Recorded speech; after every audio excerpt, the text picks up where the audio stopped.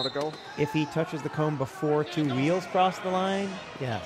But usually if you're going in that corner, you can get the 2 casters across before the wing of your chair hits it. You got to be careful, though. Just see the precision as he goes through there, how careful he is not to run into the cone. I'll stop the replay before we see. Riley Batt, who's in charge of scoring goals and shouting. Good at both. Oh, nice job getting that ball out. Yeah. Bond was blocking off he was going to push him out of bounds, which he did, but he didn't have the ball in his hands when he went out. And now they've got Cano wedged completely in here. So that was a real roadblock with Cano right in the middle of 3 Australians, nowhere to go. And not only did he have hands coming at him, but he was close to the half-court line, and he got pushed. He knew if he got pushed across that, he'd be in trouble as well. Once you cross the line, you can't go back over the line. Right. And even if you just partially cross and somebody bumps you back, that's the end of it. Or you turn too sharp, they'll call you there too. Just a reminder, once you get the ball, you have 12 seconds to get it out of your own half, and then 40 seconds in the other person's half to score. And you can't, once you cross the line, go back into your own half. So Japan scoring there, 53-43. Looked like Batt was stuck there, but somehow he seems to get out of these situations. Just the pace of the man. A big block from Bond on Ike, and Batt comes in to score.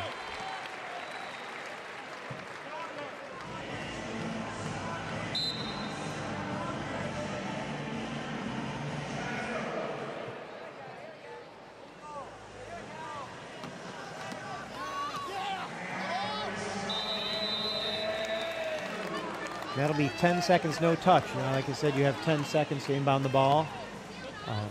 It has to touch a player in that 10 seconds. And because nobody touched it, Australia gets the ball right down by their goal. Massive hit in the corner there. Batt makes his way through and crosses the line as he's done so many times in this game. 55-44.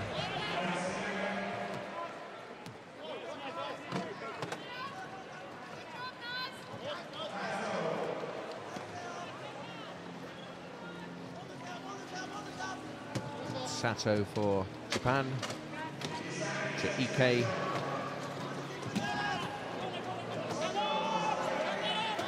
And it's a real roadblock in the key there. They can't get it across. 10 seconds in the key for Japan, and they'll turn it over again. Seems like quite a good tactic just to put 3 men across the key to stop the... It does fill up a lot of space. And so most teams will try and draw as much attention as they can to one side so they can create a hole.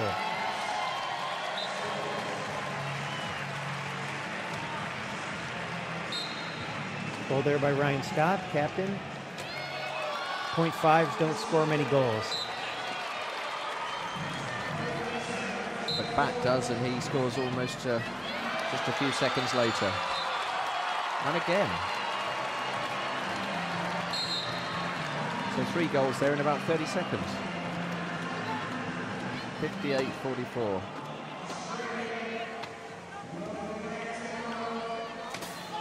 So can Japan get one back? There goes another tire. Did you hear the tire? Oh yeah. You learned that pretty well. Familiar sound of a tire bursting. Whose tire is it?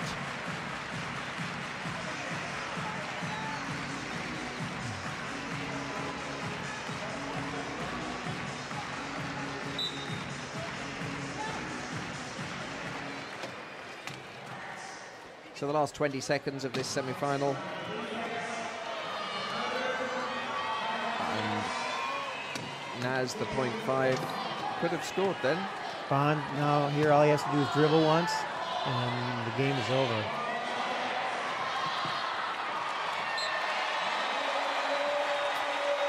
Finishing touch by Riley Batt. And there it is. Australia have won through to the final of the wheelchair rugby. They've comprehensively beaten Japan here today. And Australia will face the winners of the second semi between the United States and Canada. Riley Batt getting many of the points. Finished 14-11 in the first quarter, 15-12, 15-10, 14-12. Overall 58-45.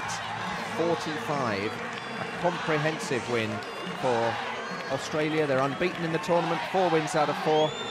Japan lost just one group game to America. They will now play for the bronze medal match, and the Aussies go through to the final. Handshakes all round.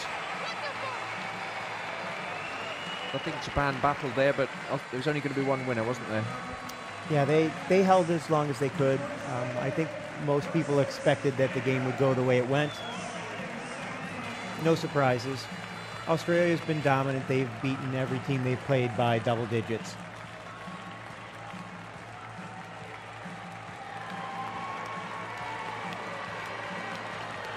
And the Australian players just coming onto court to take the ovation of the crowd. It's been a packed arena here, as most events have been at London 2012.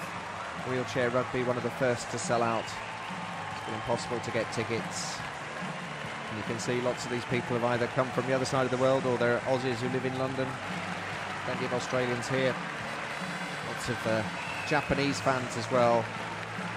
And just lots of ordinary Londoners who are enjoying this tournament. And a good ovation for the Japanese as well. They still have a shot at taking home the medal. I think they should be happy with their performance. They did the best they could.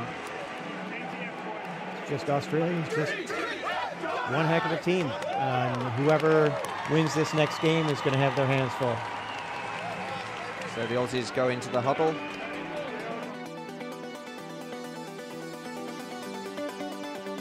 And we'll leave you with some highlights from the game. David, a pleasure working with you. Yeah, you too. Thank you. Good luck for your team when you get back to America. And thanks for watching Paralympic Sport TV. Here's some highlights of the match.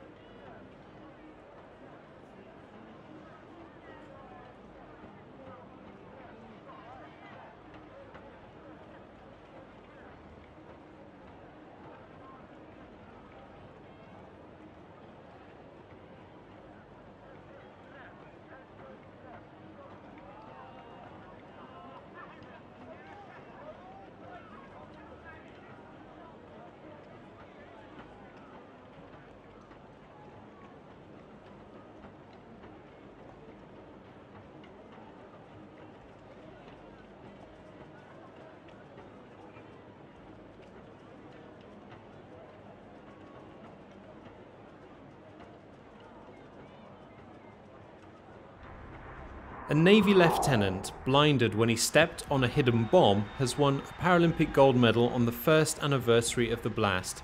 Bradley Snyder, lane 4 with the black cap, was serving with the US Navy in Afghanistan when a device he was trying to detect exploded and changed his life.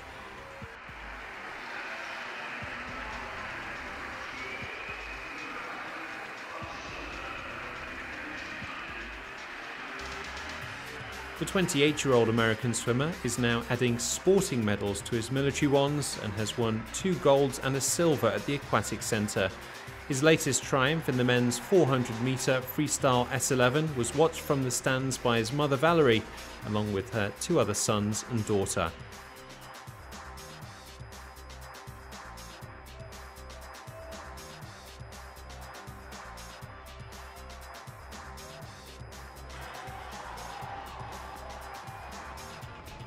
Mariana Davis has gone from Olympic skiing hopeful to Paralympic gold medalist in cycling.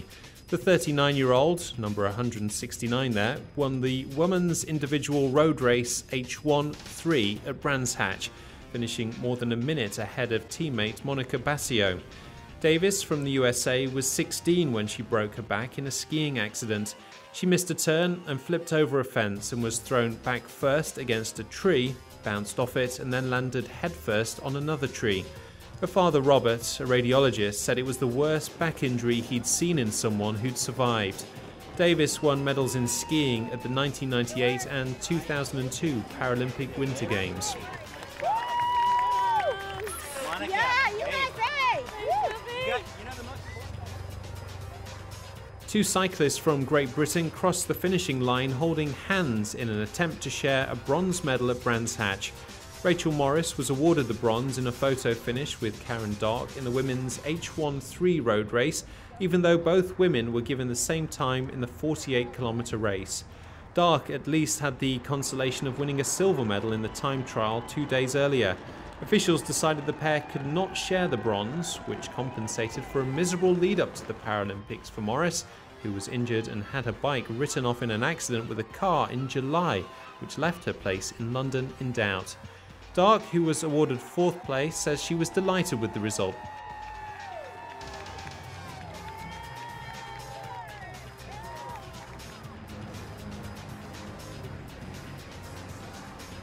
An Australian couple have seen their hopes of a double gold medal dashed. Amber Merritt, number 15, was part of the Australian team that lost 58-44 to Germany in the final of the women's wheelchair basketball at the North Greenwich Arena on Friday. It was her first Paralympic final, and she's now hoping boyfriend Sean Norris can make up for her disappointment by leading defending champions Australia to victory over Canada in the final of the men's wheelchair basketball. Norris already has a gold medal from Beijing 4 years ago.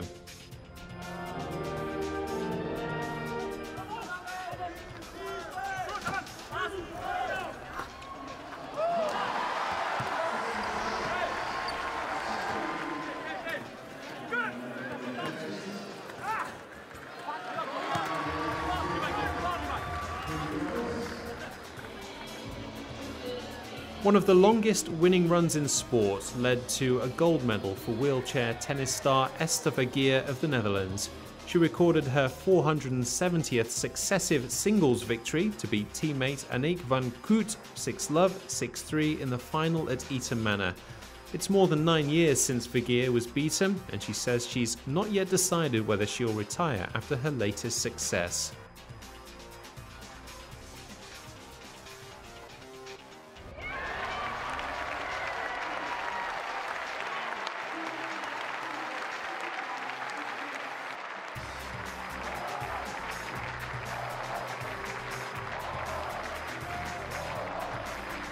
And all-rounder Wang Jiming saved his best till last to add the F40 men's javelin gold medal to the shot and discus titles he'd won earlier in the Games.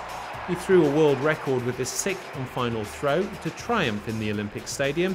It was a remarkable competition which rewrote the F40 record books, with 4 world records produced by 4 different throwers, and the lead changed hands 4 times. In total, 5 men exceeded the pre-Games world record.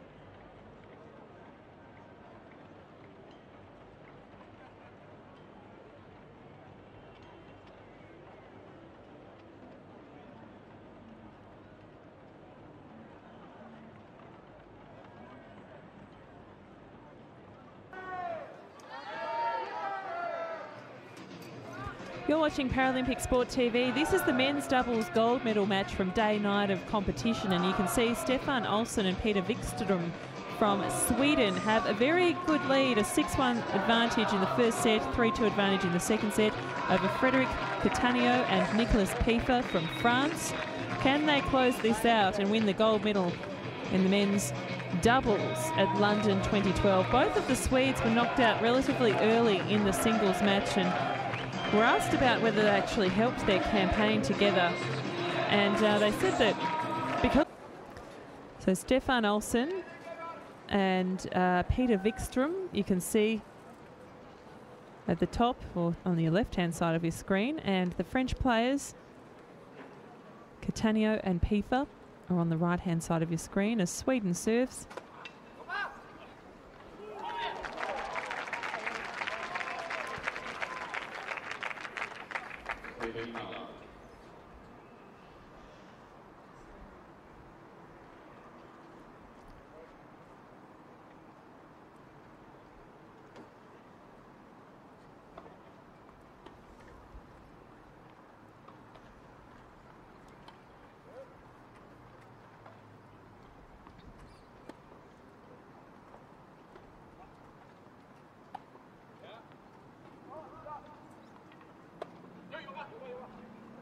Nice forehand there, putting the Swedes under pressure. It was a great return and fantastic angle from close to the net.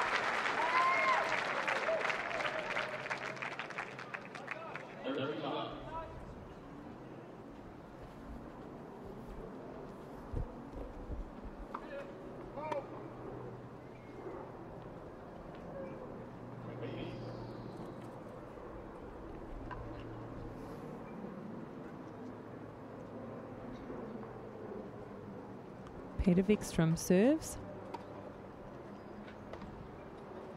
And it's a miss hit. It goes well out of bounds. Sweden up 3-2 in this second set.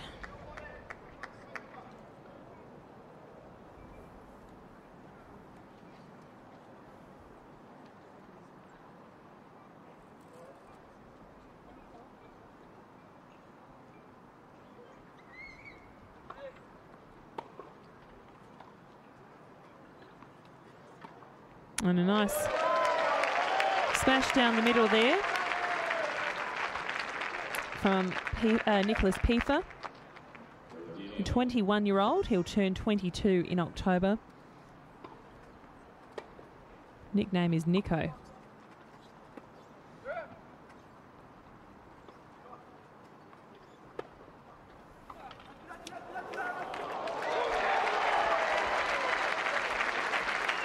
Nice passages of play here.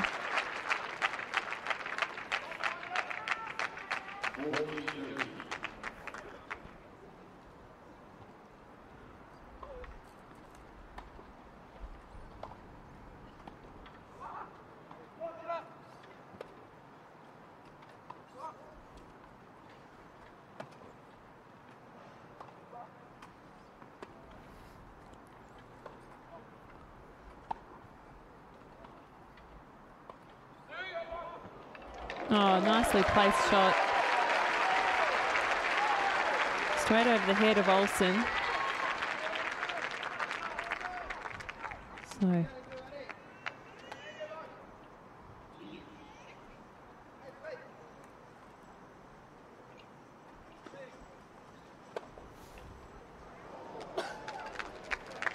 So the advantage to Sweden.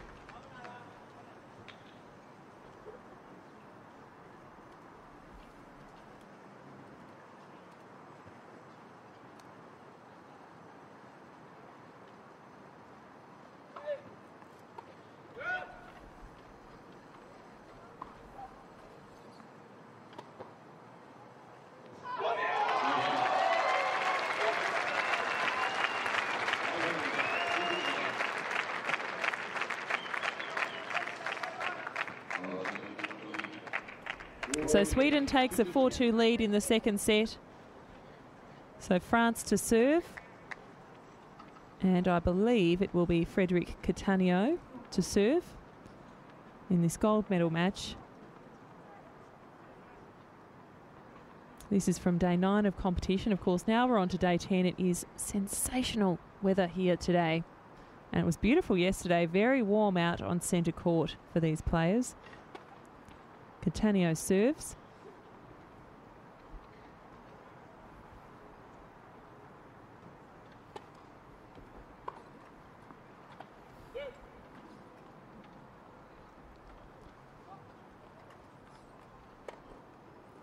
Nice pick up from the French players.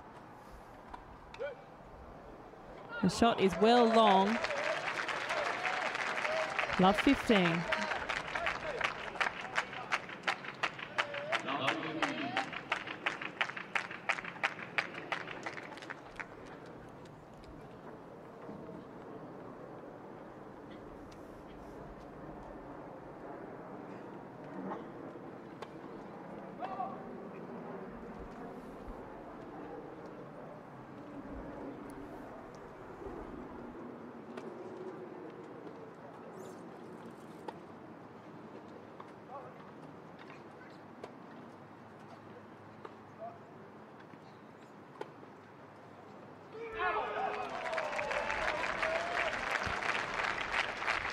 A fist pump there from Olsen.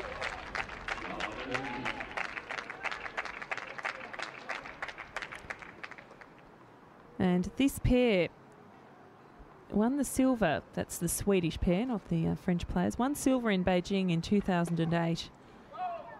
Cattaneo serves a fault there. So they're looking to go one better at London 2012 to take the gold medal. Double fault, a bit of frustration there from Cattaneo.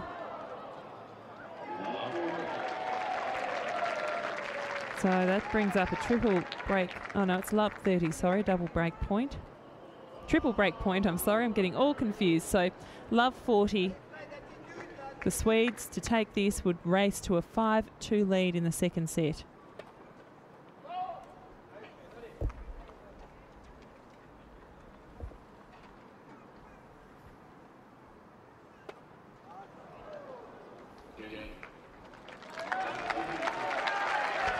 So they've done it. They'll be serving for the match. And this to take the gold medal home to Sweden from London 2012.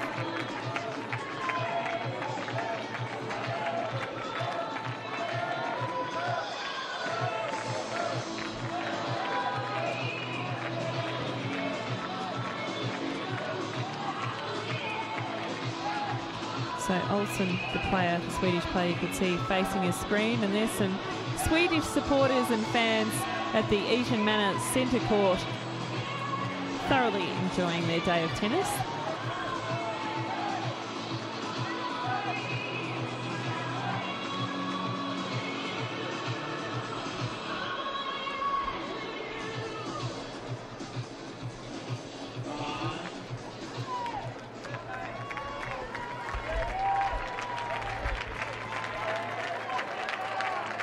So Olsen and Wikström serving now for the match.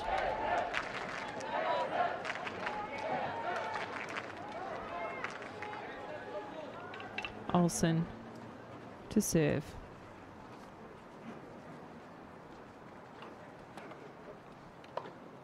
Oh, lovely return, but it was long.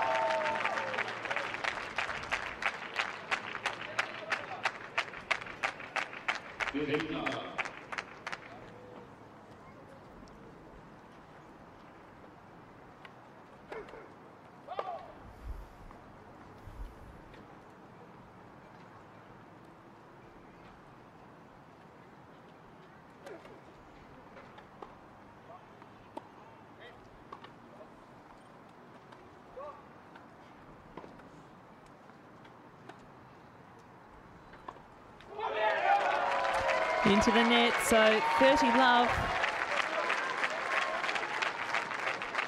The Swedes almost be able to touch victory here.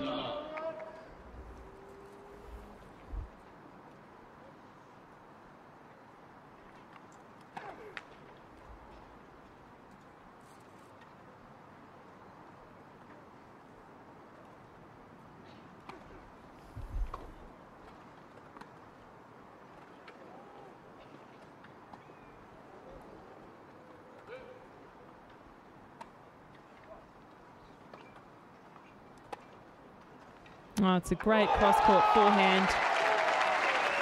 That brings up match points. Not just 1, but 3.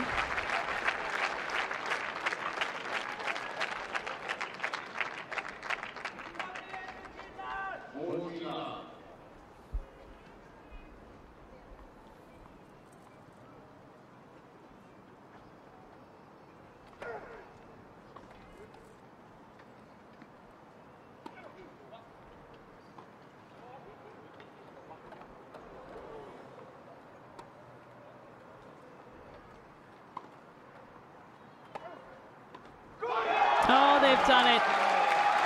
A commanding performance. And so thrilled that Olsen almost tipped himself out of his chair. But a great victory. 6-1, 6-2 over Catania and Pifa from France.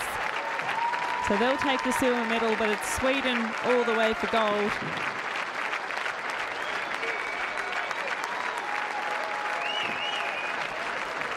And one of the comments that they made after their win from Wikström was that they just went out there, they weren't expecting to win, but they played point by point and they gave each other a pep talk and supported each other to keep up the adrenaline throughout the match.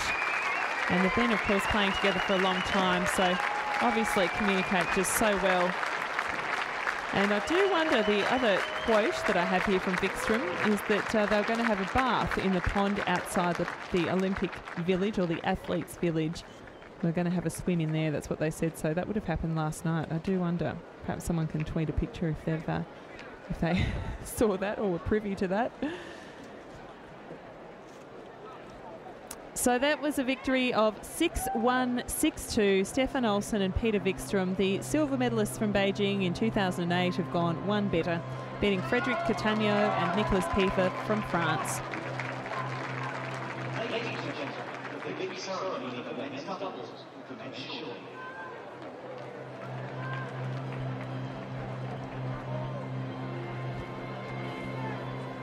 So a lot of tennis to get through on day 10 of London 2012 as well. I do hope you'll stay with us and enjoy our coverage. And now we're going to bring you...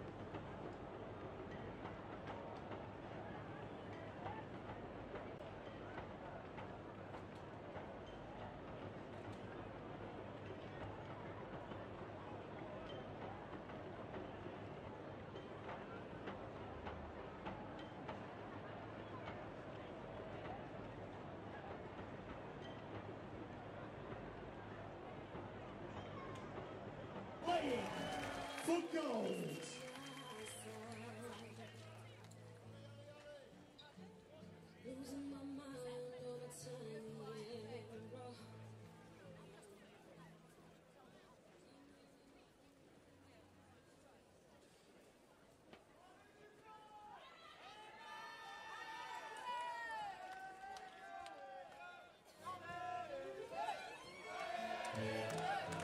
It is the gold medal final at London 2012. Would you please welcome to the Riverbank Arena, France and Brazil!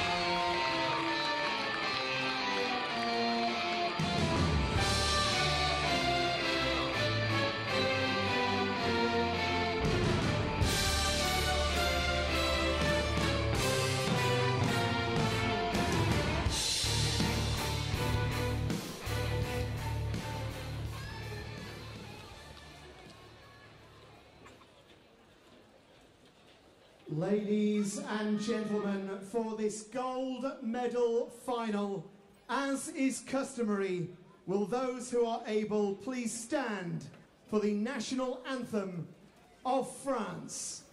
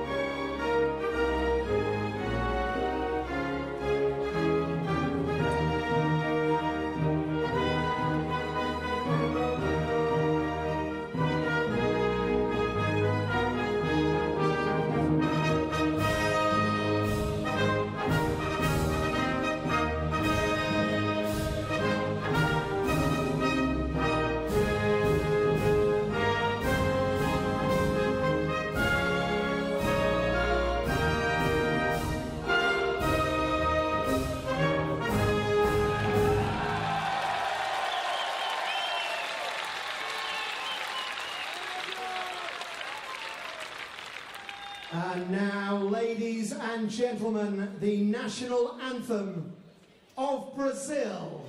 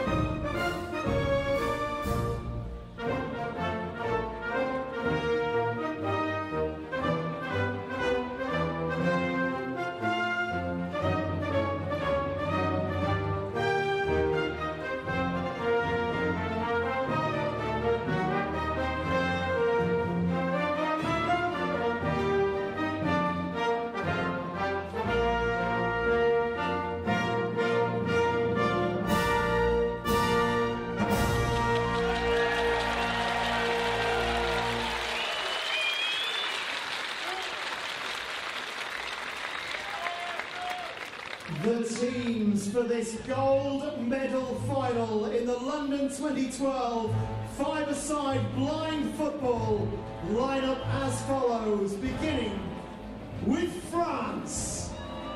In goal, number 1, Jonathan Grogier. Number 6, Martin Baron. Number 7, Abderrahim Maya. Number 8, David Labarre. Number 10, and captain, Frederic Vierlou. Substitutes for France, number 12, Frederic Jeunesse. Number 4, Gaël Rivière. Number 5, Hakim Areski. Number 9, Arno Ajax. And number 11, Ivan Wanji Kemeni. And now, the Brazil side. In goal, number 1, Fabio Ribeiro de Vasconcelos. Number 5, Casio Hayes. Number 7, Gelson Gonzalez. Number 9, Yuda Silva.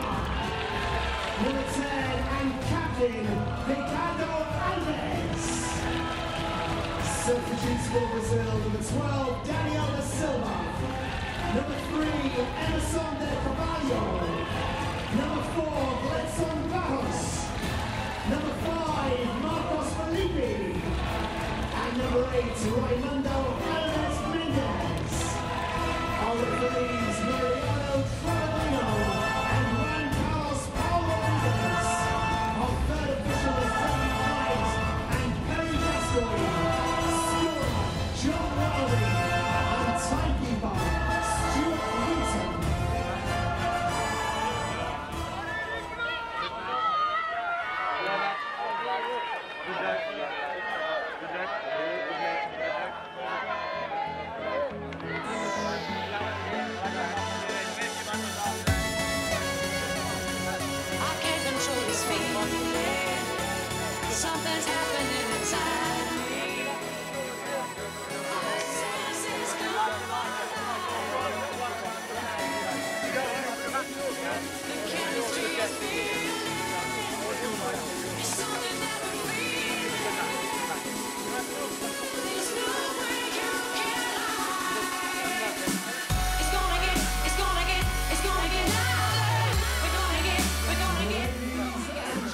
gentlemen, it's the gold medal final of the five-a-side blind football at London 2012. It's France versus Brazil.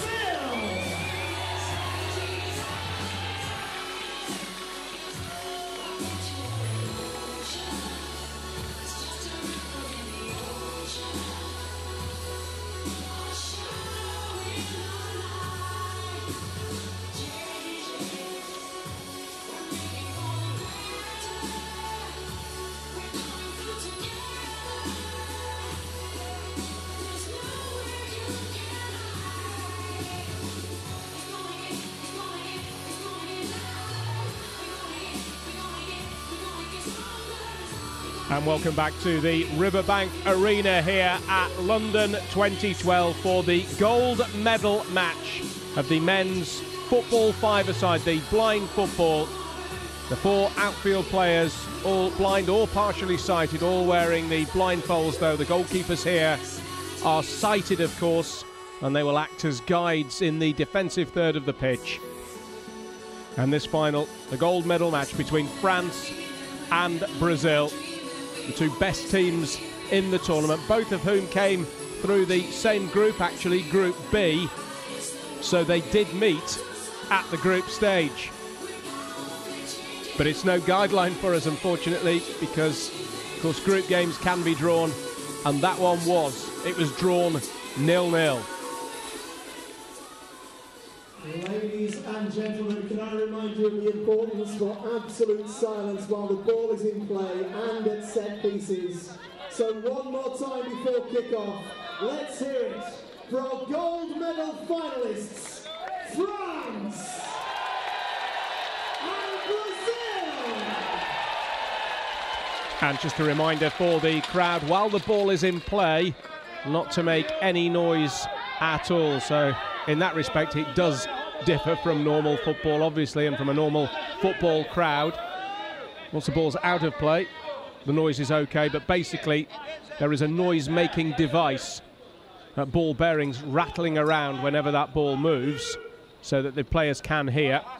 As I mentioned, the guide, the defensive guide, is the goalkeeper on each side, who is sighted in the middle third. It's slightly bigger than a third, but in the middle portion of the pitch. The coach for each team is the guide, and then there is a specialist guide for the attacking third. It is the French in all blue to get us underway then. The gold medal match, 25 minutes each half, a break of about 10 minutes for half-time. The French lineup, the starting lineup: Grangier in goal, Baron, Maya, Labarre and Villeroux. As that ball just rolls out of play, it will be a Brazilian restart. In goal for Brazil, Ribeiro. And the outfield players, Lopes dos Reis, da Conceição Goncalves, da Silva, and their captain, Ricardo Steinmetz Alves. French got through to the final by beating the Spanish by 2-0.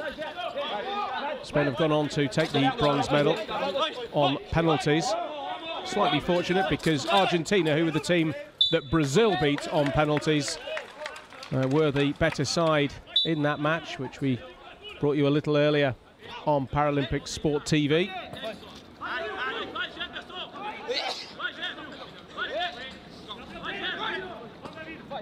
French number 8, David Labarre, almost dispossessed there. It's the ball down those rebound boards on the far side.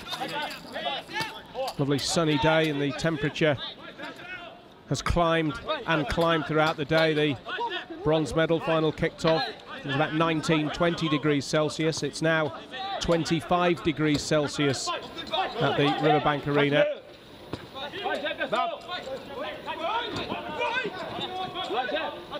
Been blessed with some wonderful late summer weather here to coincide with the Paralympic Games. It's going to peak tomorrow, actually. During the day, it will rise to 81 degrees Fahrenheit. And then just as the games is over and everybody goes home, the weather's going to break and we can expect cloud on Monday and then a bit of rain during the week and certainly a drop in temperatures. But it's been wonderful. The sun has shone on the Paralympic Games at London 2012. Labarre, with a very good pass at crossfield. Frédéric Villeroux, the French captain. Just under 3 minutes played.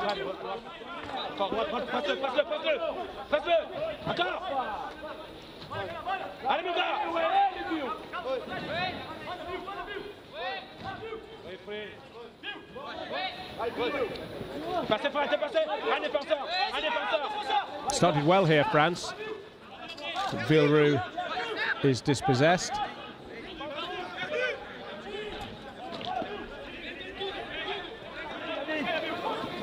And now there's a Brazilian opportunity. That's absolutely superb play by the Brazilian number 10, Ricardo Steinmetz Alves. But it was good goalkeeping too from Grangier, who plays his football, the French goalkeeper, in Bordeaux.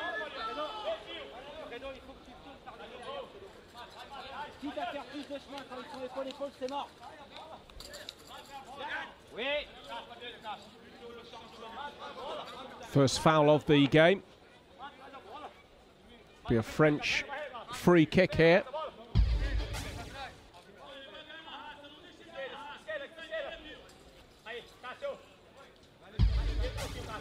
Villeroux took a tumble there. All the 4 Brazilian outfield players lining up in the wall.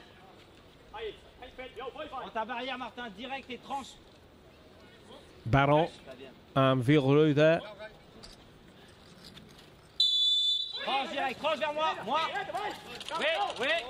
Baron, but he's just dribbled the ball out of play. Be a restart here for the Brazilians.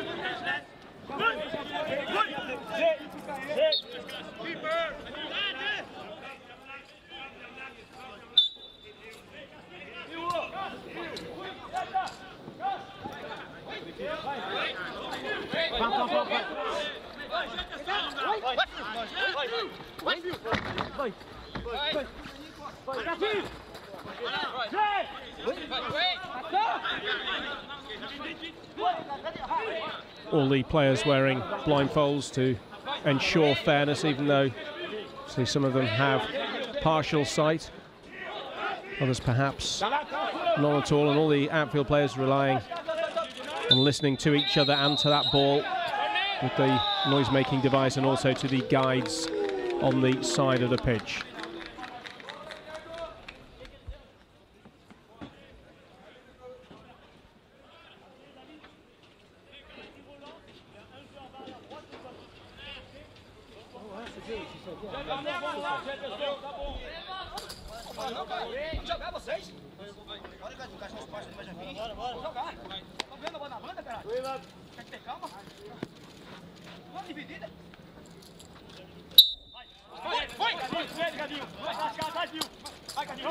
French corner, but that's blocked off by the Brazilians, and that's a good ball over the halfway line.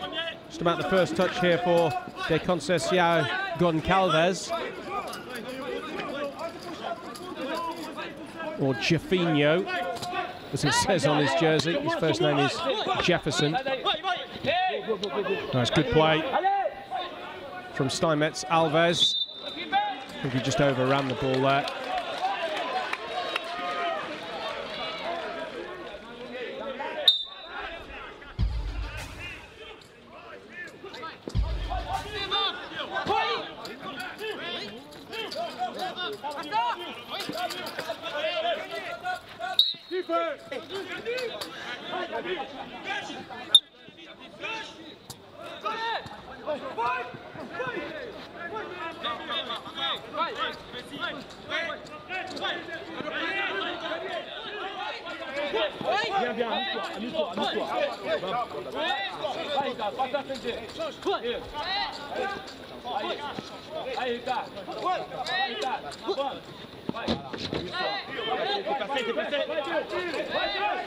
Could Macy dribble this from Villeroux, the French captain. He's won a corner there.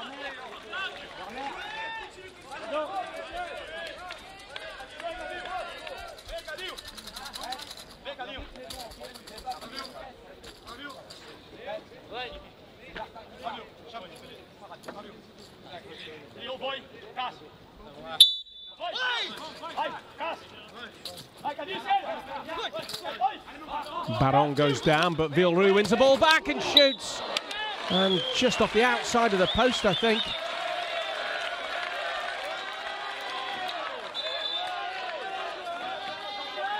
Well, that's as close as we've come from Villeroux. I'm not sure the officials have got that decision right, actually. It's a corner now to France. I'm not convinced the goalkeeper actually touched that. I think they might have been confused by the fact it hit the outside of the post. France looking good in these early stages. Baron, oh, that's a foul. Lopez dos Reis giving away the free kick.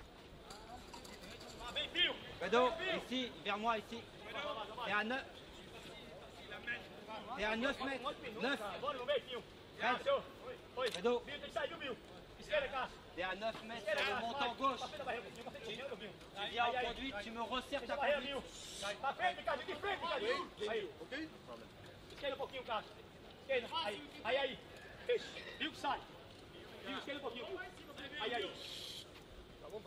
Interestingly, the French guide hasn't tapped the post, as we've seen lots of other guides doing, the attacking guides tapping the post to let them know. Just mentioning which is left and right. A bit of a hash of that free kick in the end. France have won the ball back with Martin Baron.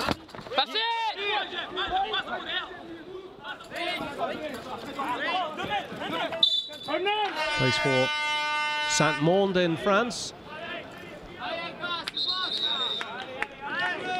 Each team is permitted to take a 1-minute timeout per half, and Brazil have elected to take theirs. So Brazil taking their timeout. There's not much point in me competing against this very loud tannoy. Almost 10 minutes played though. Each team, as you heard, permitted a timeout. Brazil have taken theirs, and I don't think that's a surprise actually, because France have dominated the opening stages and they're looking quite dangerous here.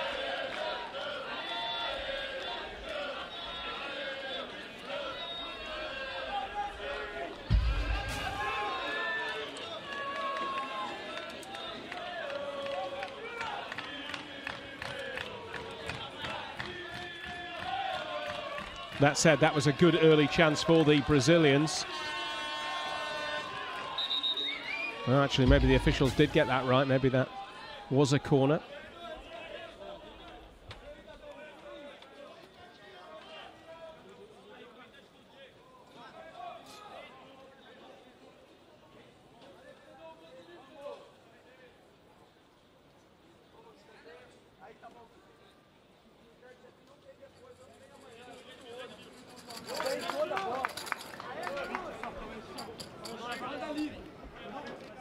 And now it's a Brazilian corner, 0-0 then. 9.5 minutes played here. This is the gold medal match. Gold to the winners, silver to the losers here. France 0, Brazil 0. Good play from Steinmetz Alves. Good block. Really good block from the French number 7, I think it was, Abderrahim Maya.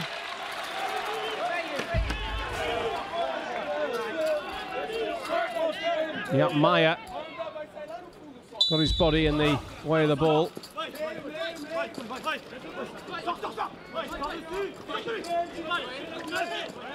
Oh, good play again from Steinmetz Alves, and he wins the free kick.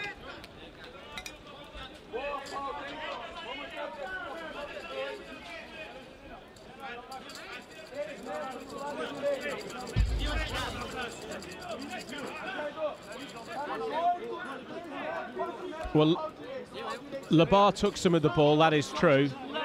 But he took a lot of Steinmetz Alves.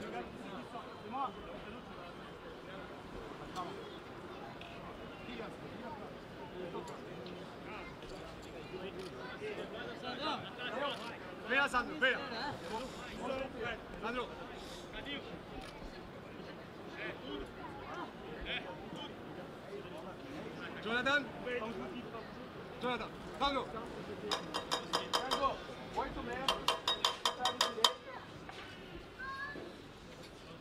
Three-man French wall then. There's the guide tapping the post, left and right, and then they'll clap their hands or talk from the middle of the goal. Free kick take. A shot from Steinmetz Alves again, but it is blocked, and it's the French who come away with the ball. This is Villeroux once more. He's a very tidy player. He got some power in that shot, but it was blocked by an extremely good block tackle.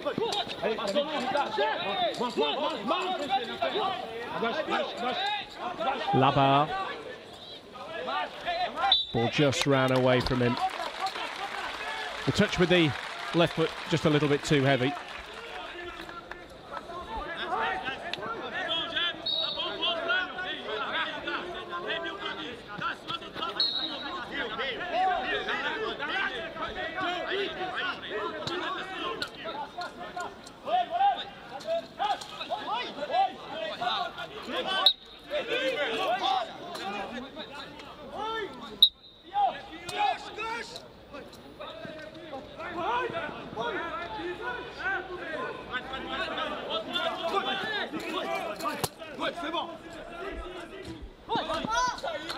There's a good ball cross-field, and it stays in play, or it did until Ricardinho. That's Ricardo Steinmetz Alves, the Brazilian captain, just dribbled it beyond the dead ball line.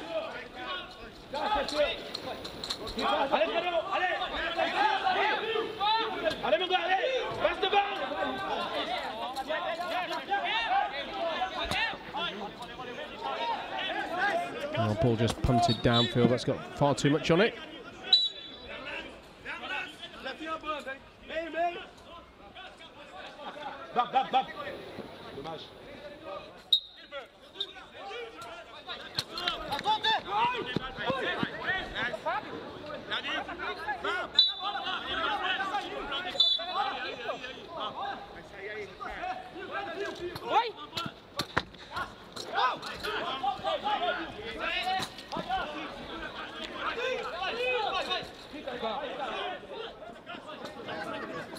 Here come Brazil in green.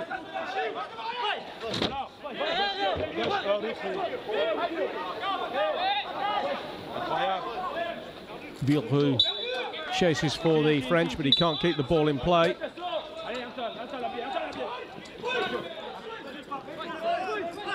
"14 minutes played then.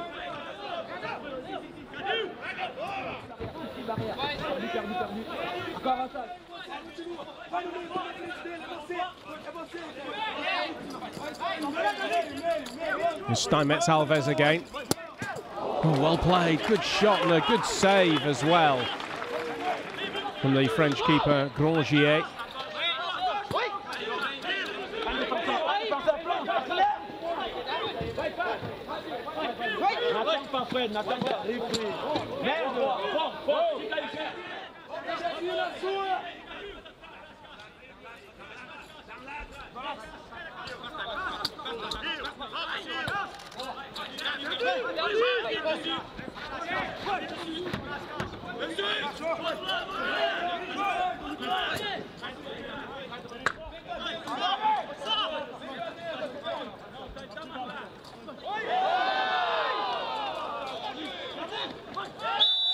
Well, that's a foul.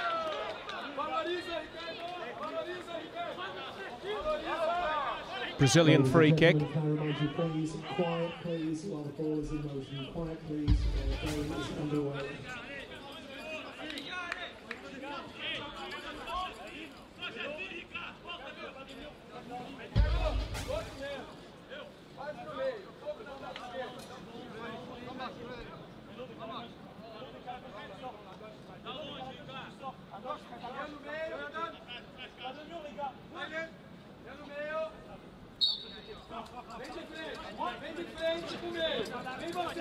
time Metz Alves tries to make the opening again for the shot.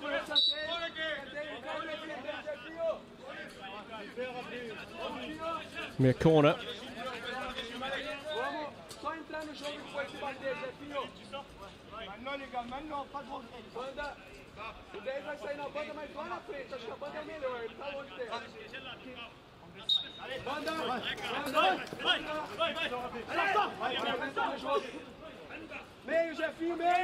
That's great play from Jefinho, as he's known.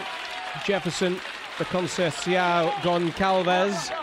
Couldn't quite finish it off, but crossfield dribble. And then he did stab the ball goalwards. By then the angle was a little acute.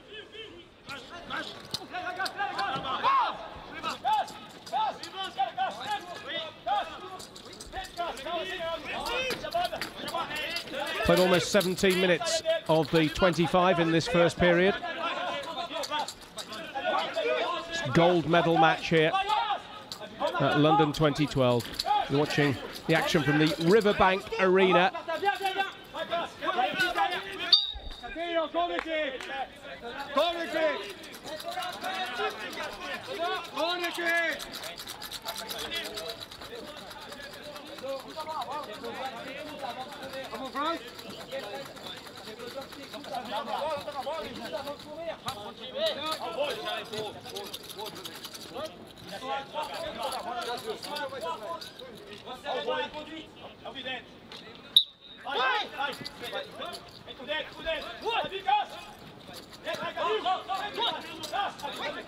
So France take the corner, and they are still in possession with Villeroux. Oh, he's jinked his way in neatly. Oh, what a good save that was from Ribeiro.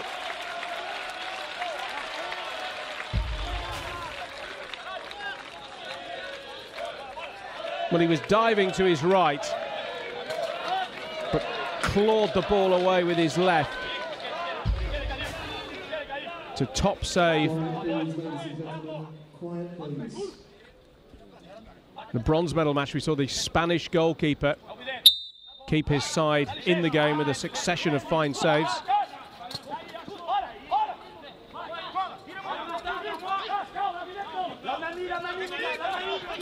Baron for the French. Or was he taken late when the referee said play on? You can see there when the ball actually stops, completely stops, the referee will often juggle it underneath his studs to help the players hear it. Here's Villeroux again. I think he might be hurt there. Wasn't a foul.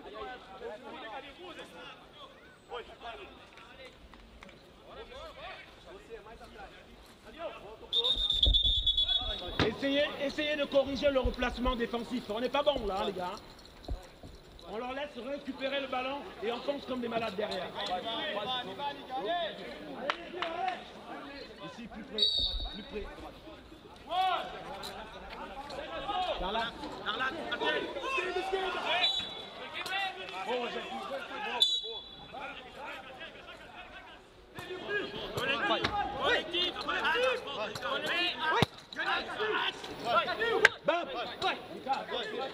allez Fredo, allez!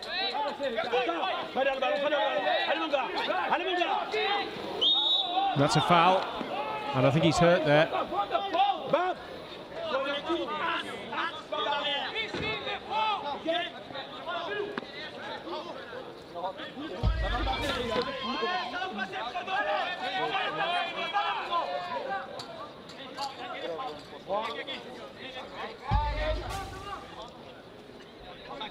Ça fait combien de fautes là?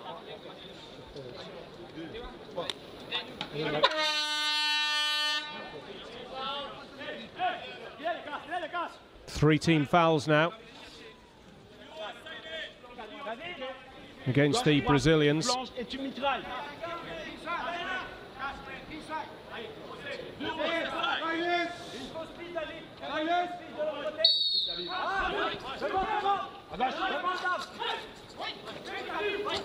Villeroux has been dispossessed, and they've left that And Steinmetz Alves into the side netting. Very, very close to the opening goal there for the Brazilians. Made a right hash of the free kick there, did France.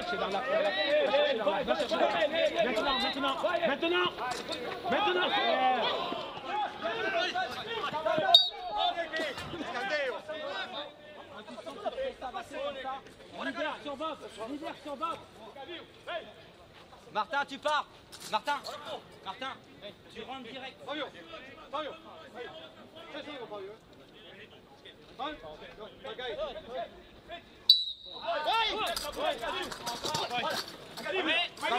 That's a good tackle, and Steinmetz Alves clears. There's an opportunity there for Villeroux. Didn't realise where the ball was though.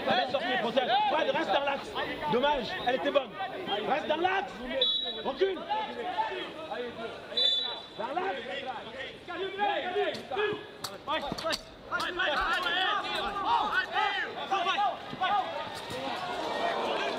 Well, stretch there, really, Villeroux. Might have hurt himself as well. The goalkeeper of Ribeiro was out. Not a foul.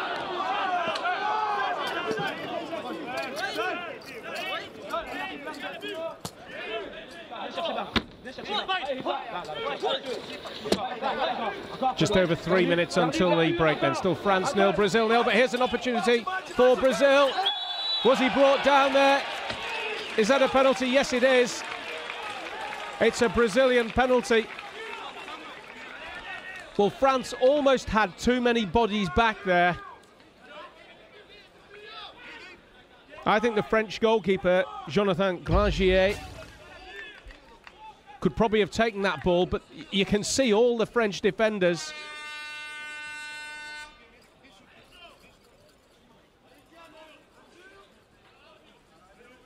Villeroux's foul.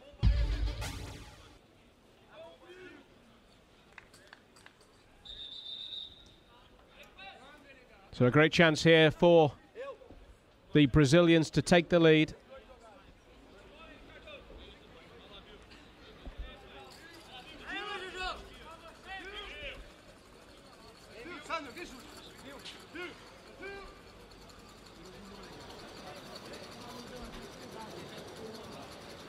So there's the penalty spot. The other spot you can see, well, you will be able to see in just a moment, which is a little further out. That is the free shot spot. But that's after the opposition have conceded a number of team fouls. Fouls subsequent to that. It's a free shot from the free shot spot, but this is the penalty spot, which is closer.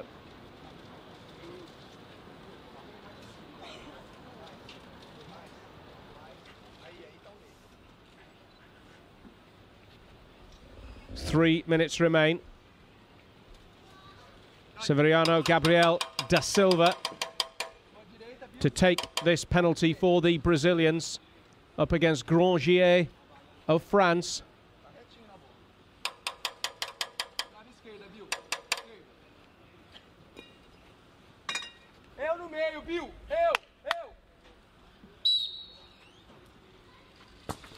Oh, great goal. Great goal from Da Silva. That's how to take a penalty. And the Brazilians have the lead in this gold medal match. Da Silva from the spot. Grangier guessed wrong.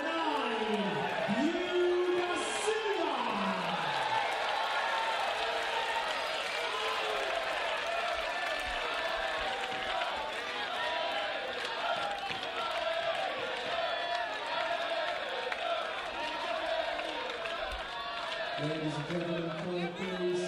Quiet please. Thank you. 3 minutes. 3 minutes. Ils sont à 3 fautes toujours. Cuidado la faute. Tira da fio. Tira da fio. Ajuda mais, corre.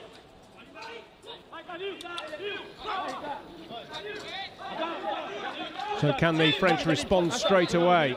3 minutes now remain in this first period.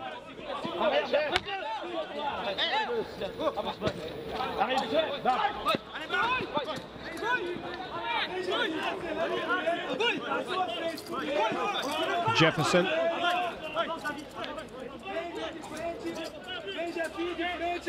But it's still going. Toe pokes wide in the end.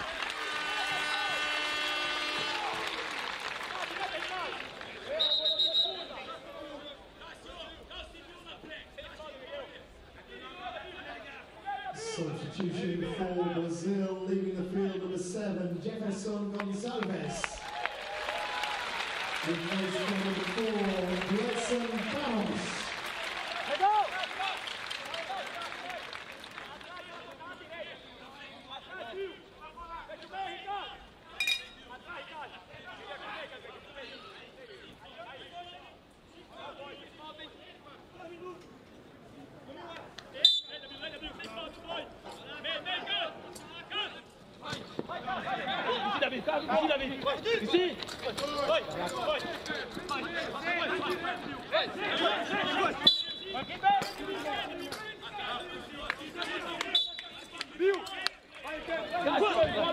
France restart then, and just over 2 minutes to go until half time.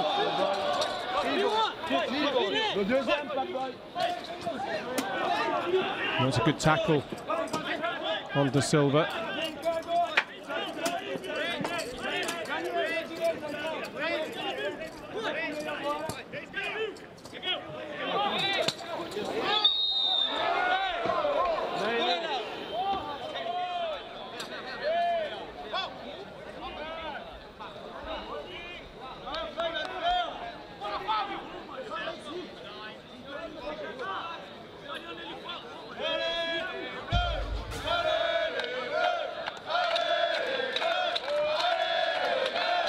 Well, it certainly took a lot of the ball there.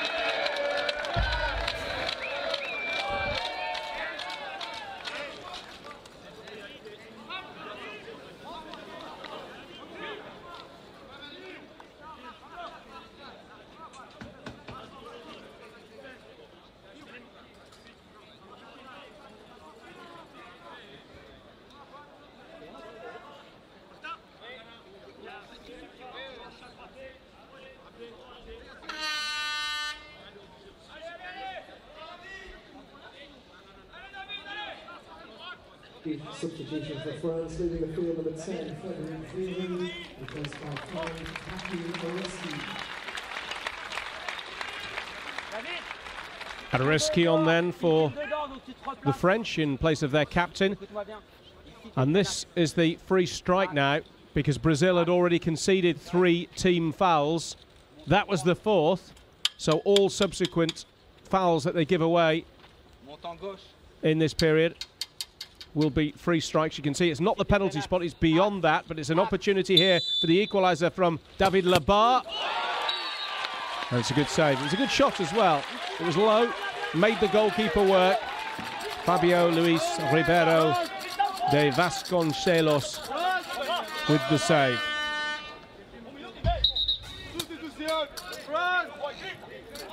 I think I'll just stick to calling him Fabio, which is the name that he's got on his shirt.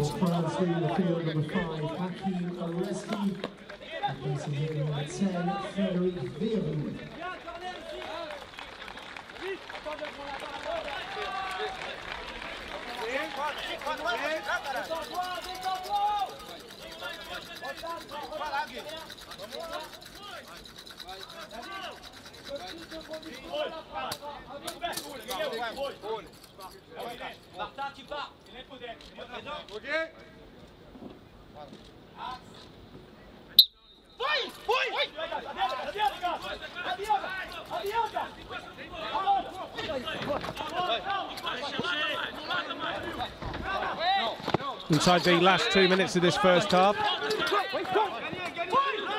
French will Villeroux in possession there. Good challenge though, and the Brazilians carried over halfway. Villeroux gets the ball back. He's got to be careful not to foul again here at Brazil. He might have gone down there. Villeroux, very honest of him to stay on his feet, and in the end shoots into the side netting. He's a hard-working player, the French captain from Bordeaux, Frederick Villeroux. Technique, technique, technique.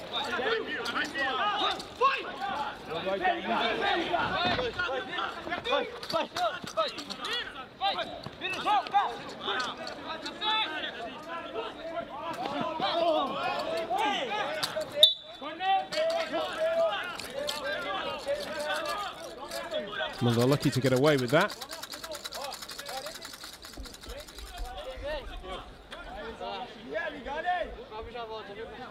In fact, they've done better than that because they've got a corner here, Brazil, but I think, in all honesty, that should have been a free kick to the French, and a free kick would have been a free shot. Last 40 seconds of this first period then.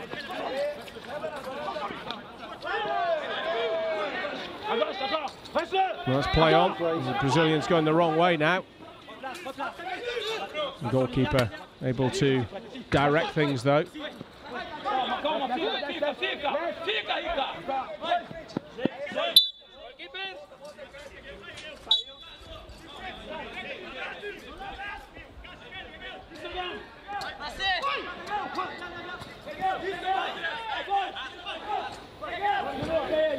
Passe devant, Fredo. Allez, mon gars.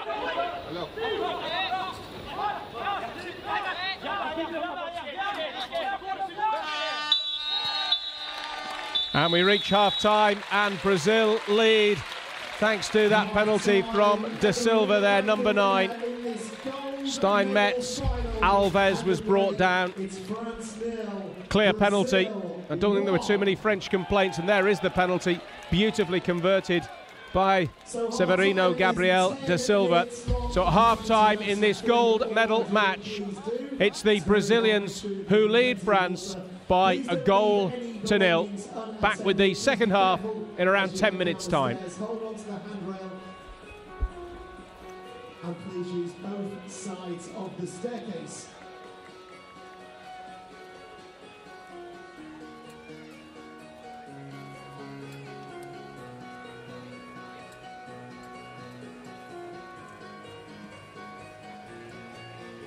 So, Marcus, our football expert, what an intriguing, enthralling, engaging, tense, nervy first half, but it's 1-0 Brazil.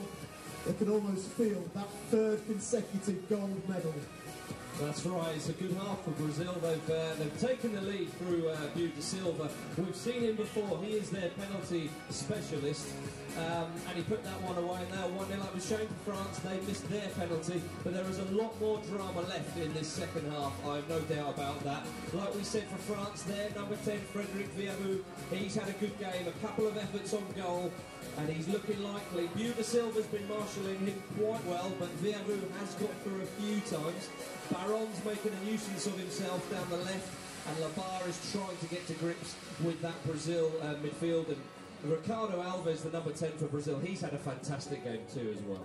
And what a matchup it is. The reigning European champions against the back-to-back Paralympic champions. I'll tell you what, you could cut the atmosphere here with a knife. It is that tense. It is that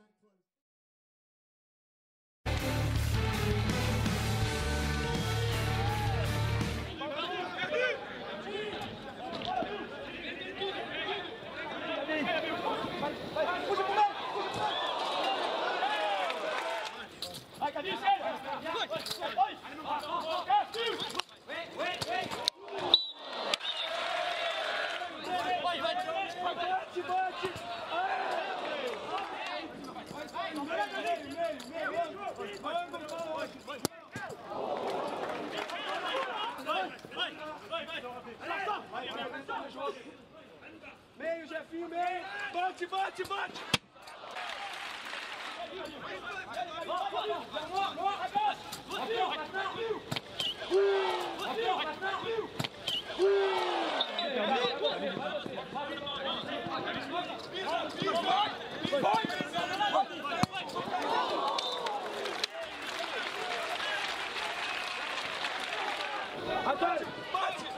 bate, bate, bate, bate.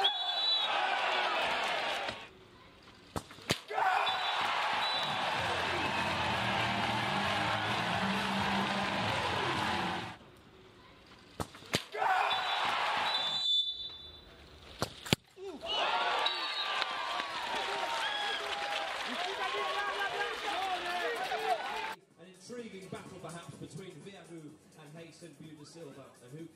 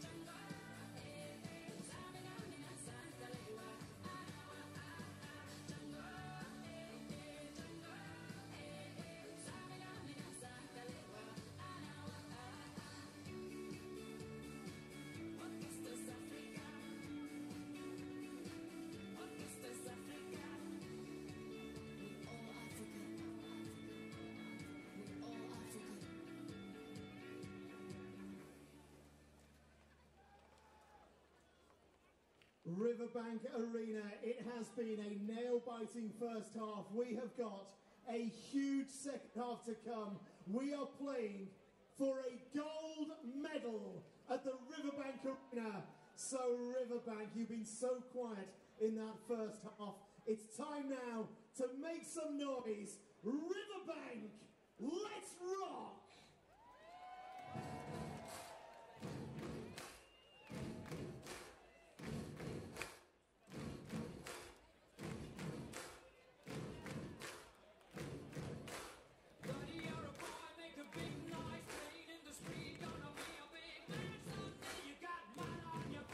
You big disgrace, kicking your can all over the place, singing, we will rock you. We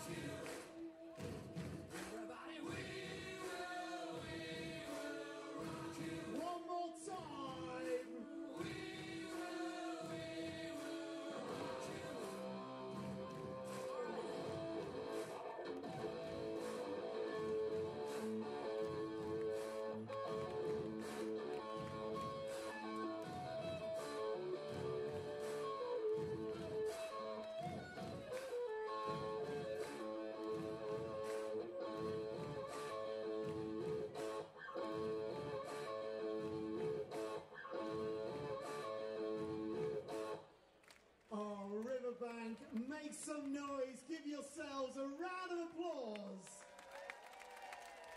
One goal in it in the first half, and I'm over here in the West Stand with some very noisy, very enthusiastic fans of Brazil. Well, Pete, I'm over at the front of the East Stand. Give us a wave, everybody. And I have some French fans with me, and they need to sing to get their team back into this game. My friend is going to lead the chant. Allez les Bleus! Allez les Bleus! Oh, Marcus, we can get our Brazil fans singing, right?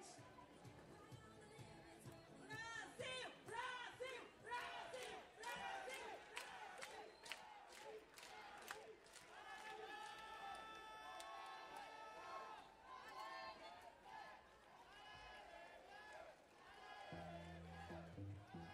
It's the second half of the London 2012 gold medal final in the five-a-side blind football. Would you welcome back to the field France and Brazil?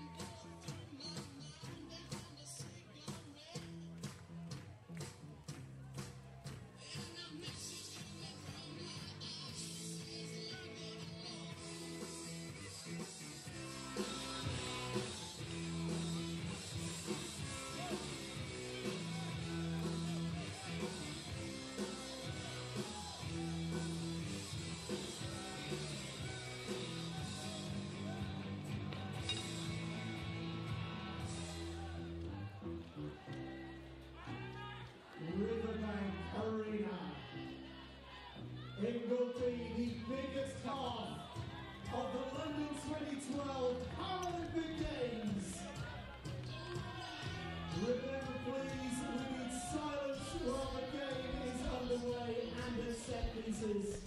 But one more time, let's hear it for France and Brazil! The Riverbank Arena at the break. Another 25 minutes to come. Keeper! Go! Keeper! Go!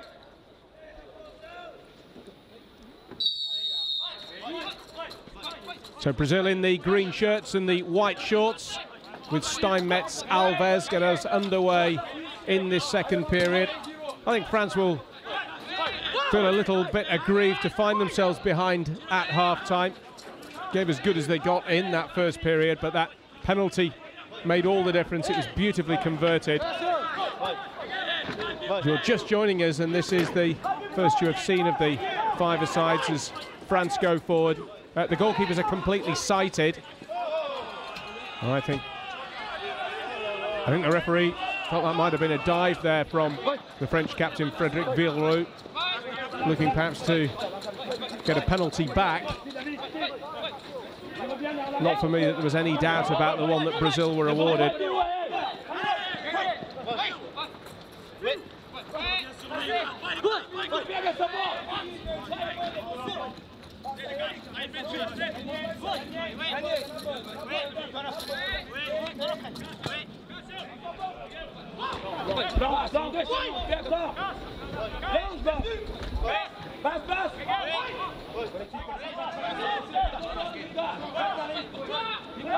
Lopez dos Reis.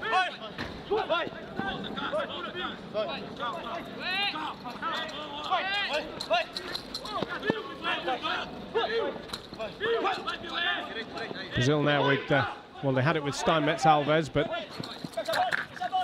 once again, France back in possession. And that was nearly an uncomfortable tangle. Brazil managed to get the ball clear. This is David Lebar.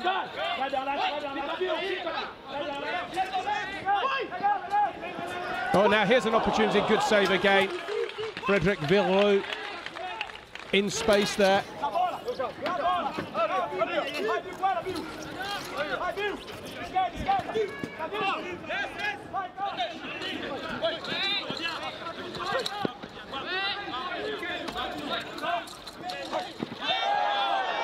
It was a good tackle by Labar on Steinmetz Alves.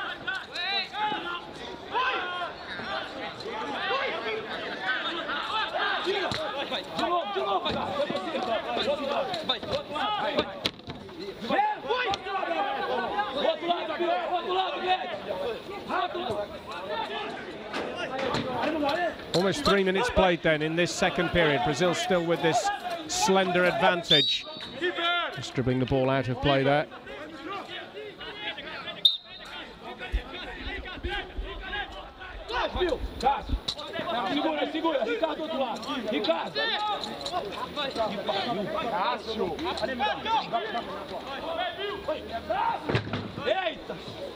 Lopez dos Reyes. They're tangling there with two French players. Baron is one of them.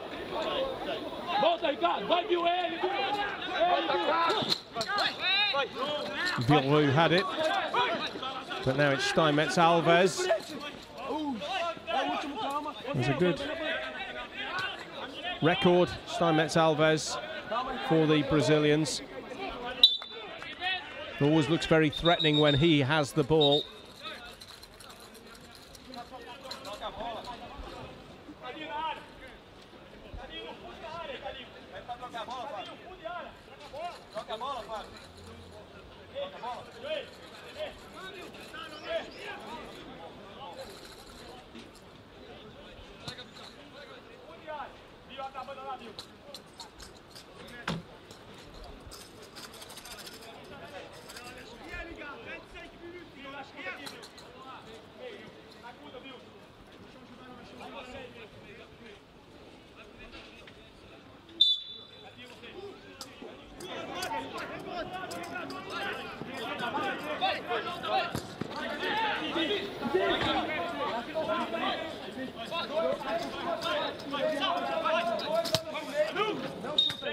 Well, there was an important French touch there that just took the ball away from Steinmetz Alves and meant that his shot went wide.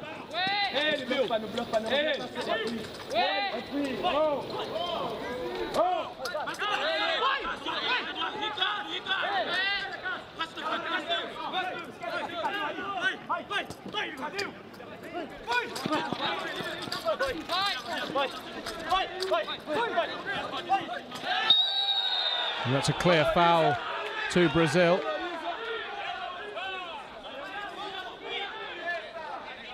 Played almost half an hour here in the gold medal match.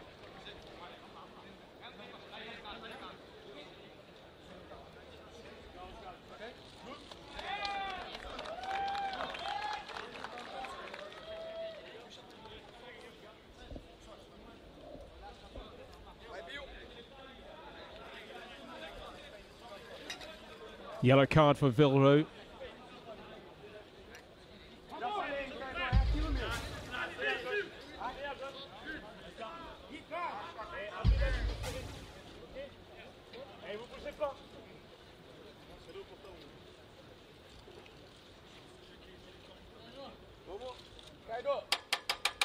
So Brazil with a one-goal lead and potentially an opportunity to add to that. Very difficult to see a way back for France if Brazil did score here. It was 9 and 10 of De Silva and Steinmetz Alves, and it's De Silva who shoots. It's a really good block by the French defence, and Maya managed to clear, but straight to Steinmetz Alves. Can he get it on his left foot? That's what he was trying to do, I think.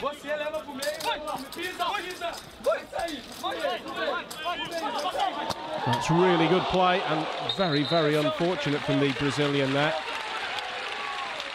He's a clever player.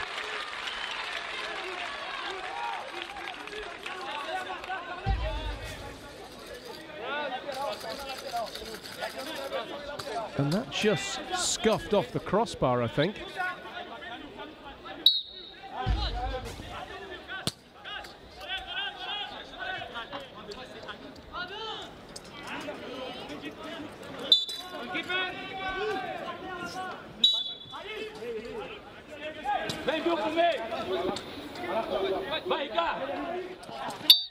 Now Brazil won't keep that one in.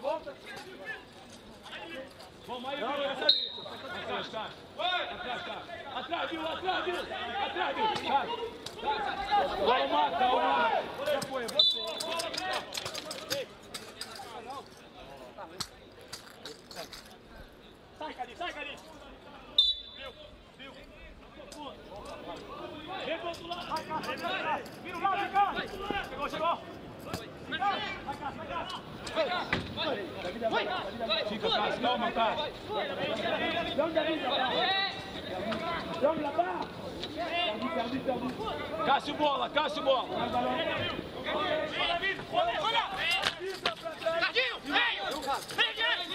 Brazil with Lopez dos Reis.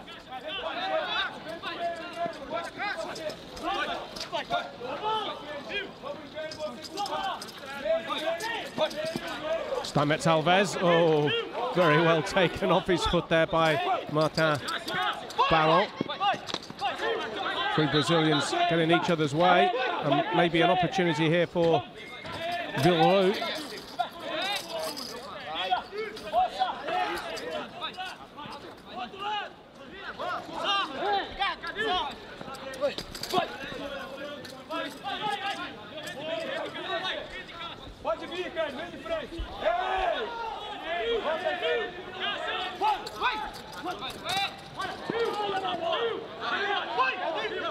There's a good tackle. I think somebody perhaps did tread on him accidentally, but there's no doubt that it was a good tackle, as was that. And that is a restart for the French. Substitution for Brazil, leaving the field with 10, Ricardo Alves. Replaced number 7, Jefferson. But a really good hand, and not surprisingly for the Brazilian captain, Ricardo Steinmetz Alves. Played very well indeed.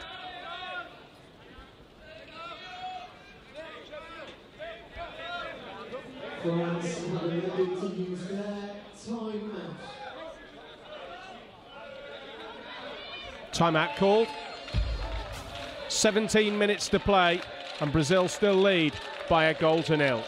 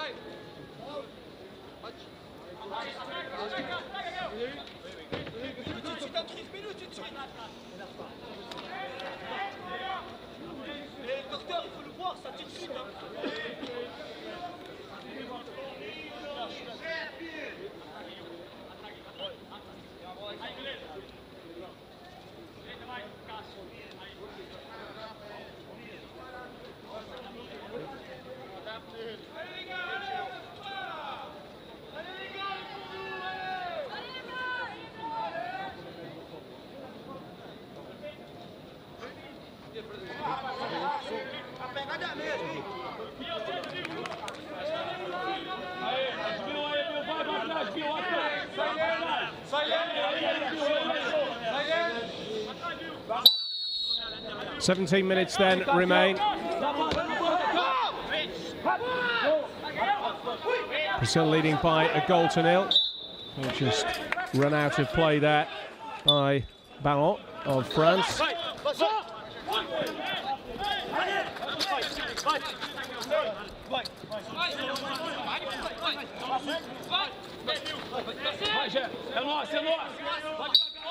There's a corner, last touch not off Jefferson. Managed to play it off one of the French defenders there.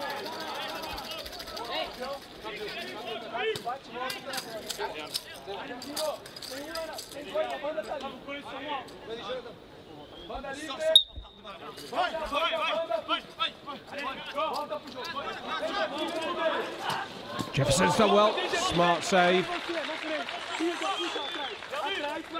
Goalkeeper can't go out of that little rectangle though. Grangier making the save.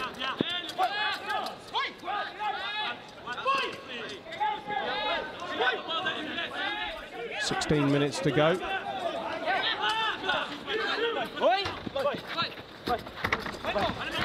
Paxiao, Barros, and now Jefferson. Oh, and Jefferson's done well, and that would have finished it, but it was a good save again from Grangier.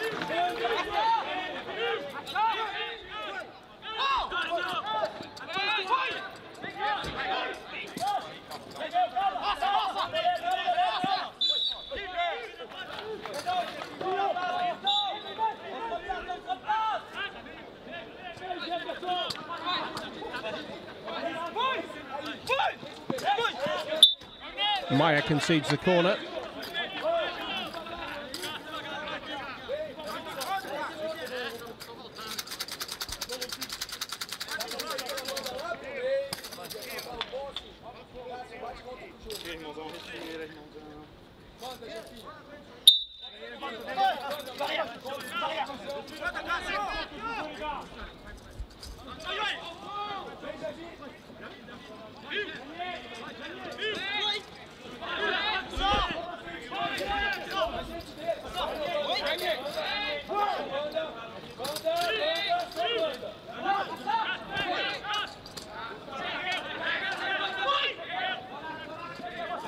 Place just gone a little bit scrappy, but Brazil won't mind because things at the moment going in their favour.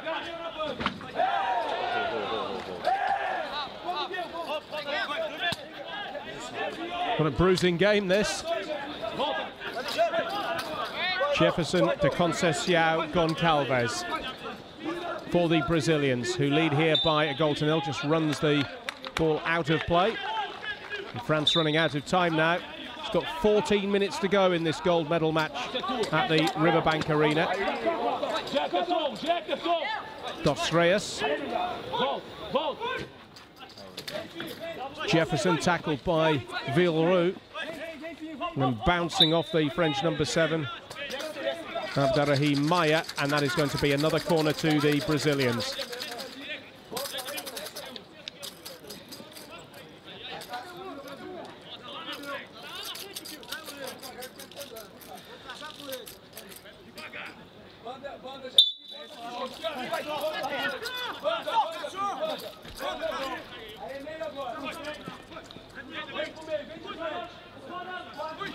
Jefferson. Well, he's rather run cross-field there. He's done with finding the teammate and hasn't done. Labarre for the French. Here's the French captain Villeroux, and absolutely clattered there.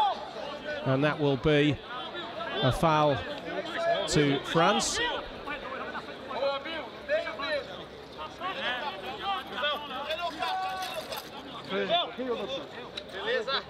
Good, ball, aí. Beleza, gostei. Você vai, Cássio? Cássio, viu? Mais atrás. Mais atrás. 9 metros? Aí. Obrigado. Volta, volta, Cássio! Vai, vai! É.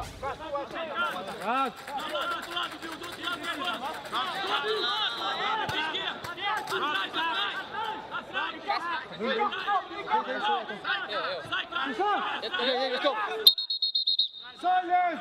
Silence, please! Silence! Ball, gate. Cross, ball, gate, then you play, ball, then you talk. To ça!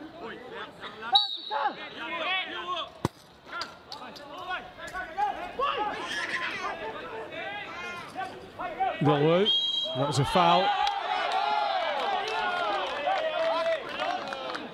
Cássio Lopes dos Reis. Giving away the free kick.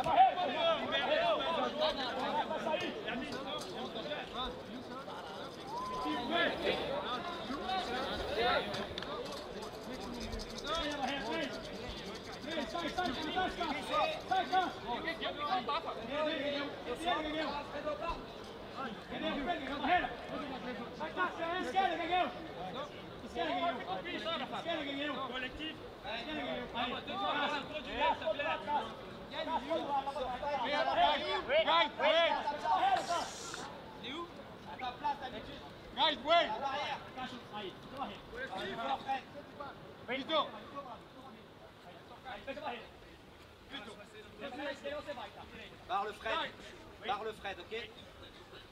Écarte David. Baron.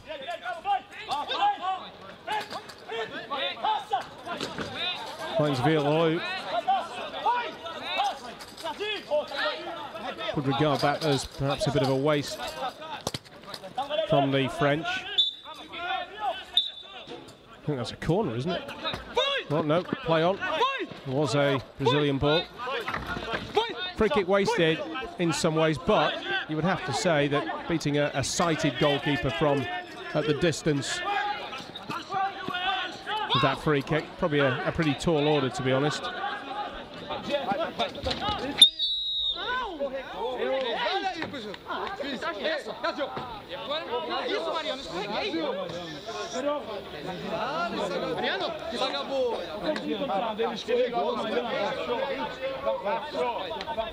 Mariano, ele escorregou, Mariano. Mariano, ele escorregou, Mariano. Foul.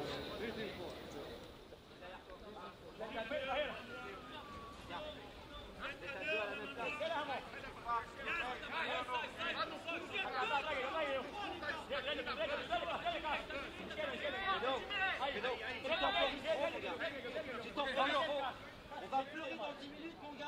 On a mort ensemble. Et tu vas venir, il y avait la place. Ok? Donc tu bouges maintenant, grand.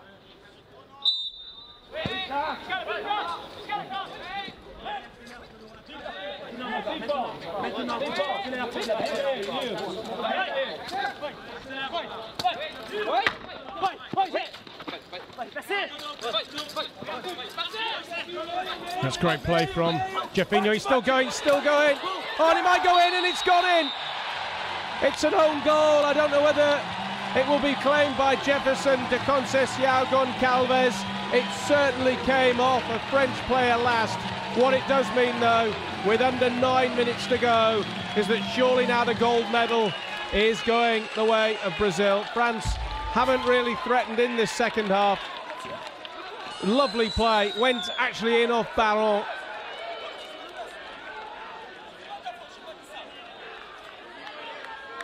Nothing he could do about that, and nothing the keeper could do either. And it's 2-0 Brazil. They're looking good for gold.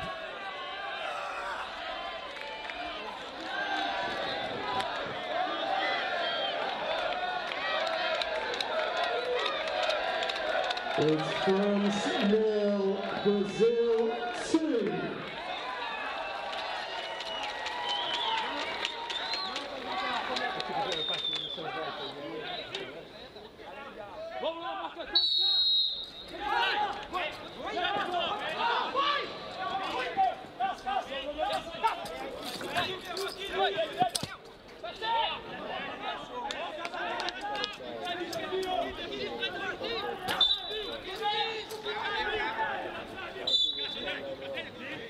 Well, I thought they started very brightly in this match, the French, in warm conditions in London.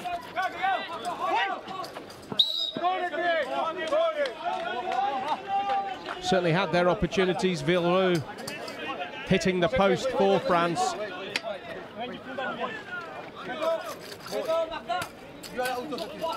8 minutes to go, and Brazil with a handsome lead now.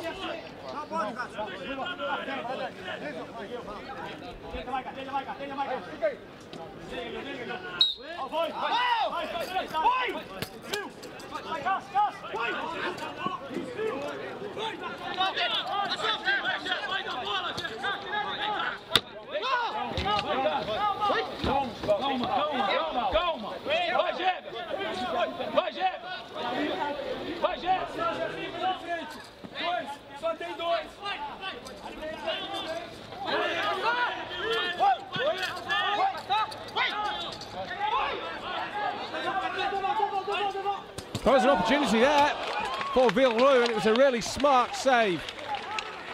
The Brazilians weren't aware where the ball was. Villeroux obviously realised, and that was going in.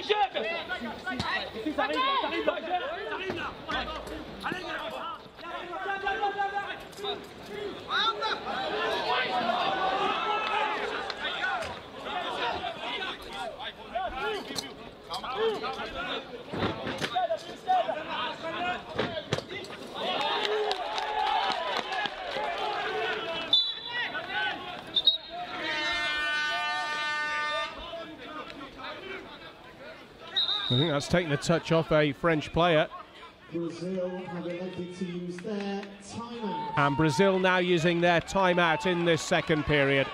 So the clock stopped with 6 minutes and 36 seconds remaining. Brazil with the advantage. It looks like gold is going to them. France 0, Brazil 2.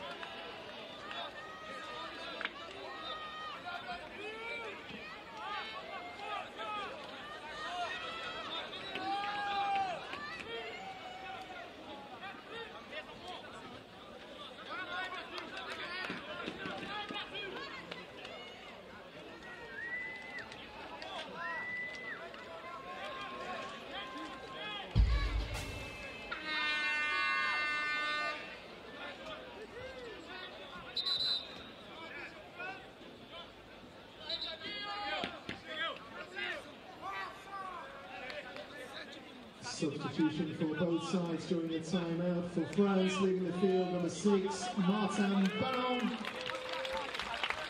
Replaced by number 11, Ivan Uenji. For Brazil, leaving the field, number 7, Jefferson Gonçalves. Replaced by number 10, Ricardo Alves.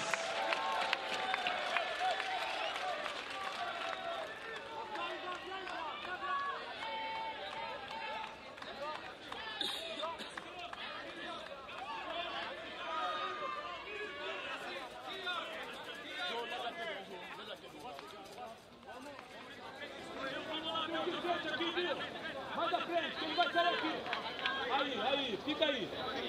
Aí.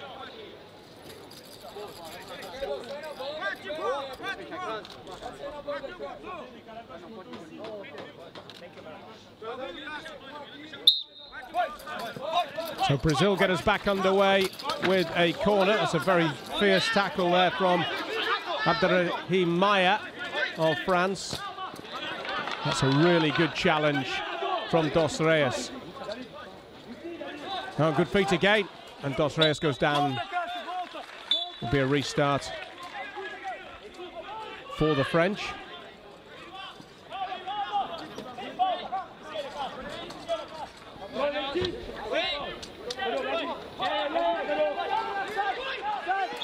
Villeroux going through and impeded, and that will be a free kick, and maybe this is one of France's last opportunities to get back into this game.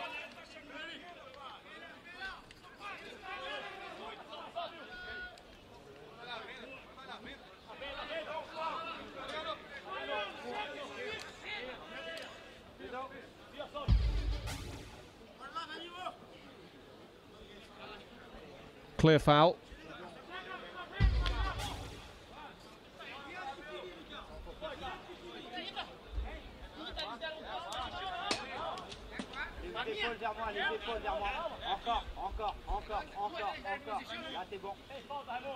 Brazil's number 5, Cassio Reis, has committed 5 personal fouls and must be substituted.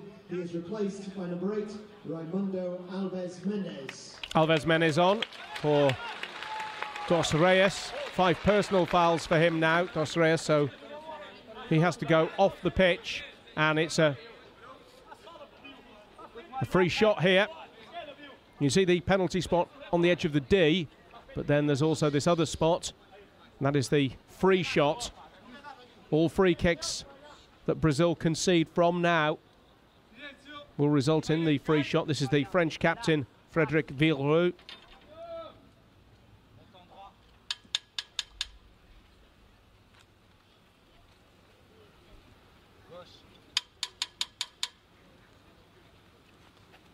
Make it more interesting if he scores here. Goalkeeper doesn't have to stay on his line, he just has to stay inside his rectangle. Well, straight at the keeper. Not easy from that distance.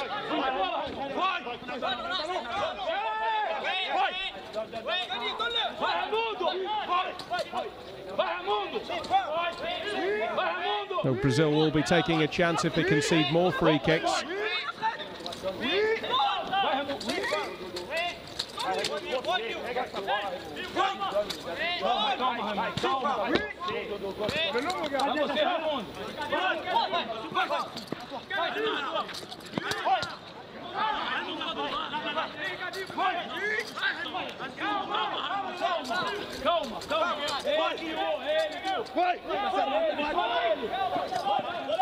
The two French players colliding there.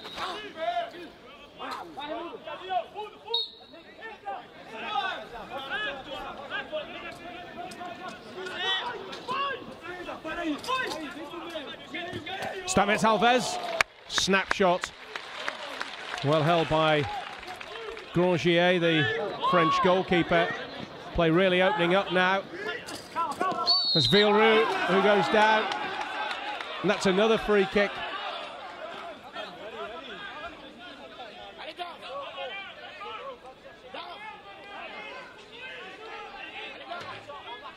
Mounting up these.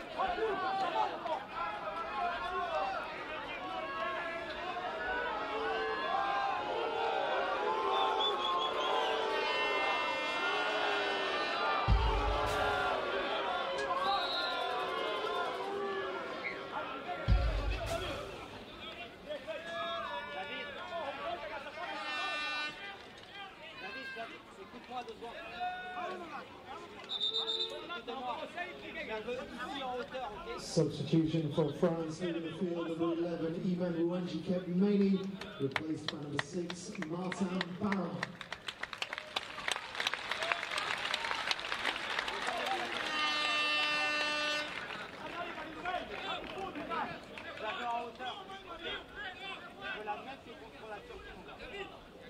Substitution for Brazil, leaving the field, number 8, Raimundo Alves Mendes, replaced by number 6, Marcos Felipe.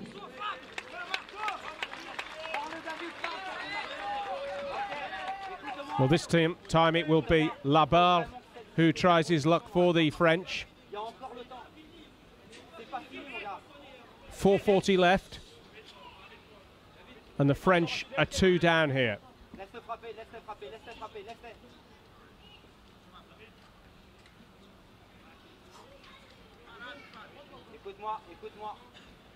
France could do with scoring from this. Keeper Fabio waits. So an effort from the free shot line. Guy just marking out the posts. Dévisse-lui la tête sur celle-ci, mon gars. Tu lui dévisses la tête. Ici, t'es plein axe. Axe. Axe. Ouais.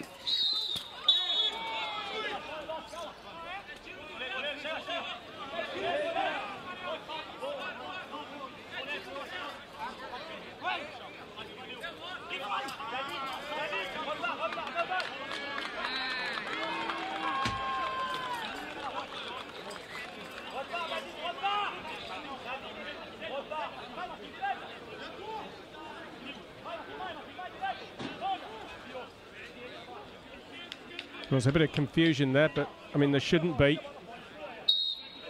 Rules, as far as I know, the same as the penalty. Once you strike it, a member of one team, it has to touch a member of the other team before another player can play at it. So just completely wasted that opportunity there, the French.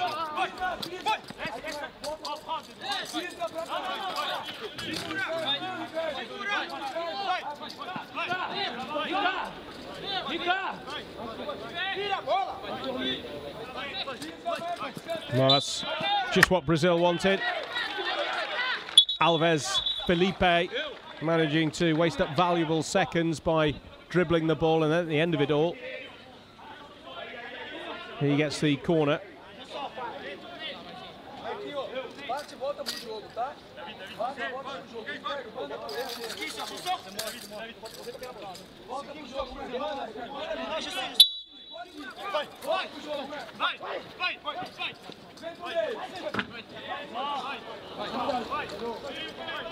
Steinmetz Alves, the Brazilian captain, is back on the pitch. He's got another corner. Oh no, he hasn't. My apologies, referee's pointing for the restart.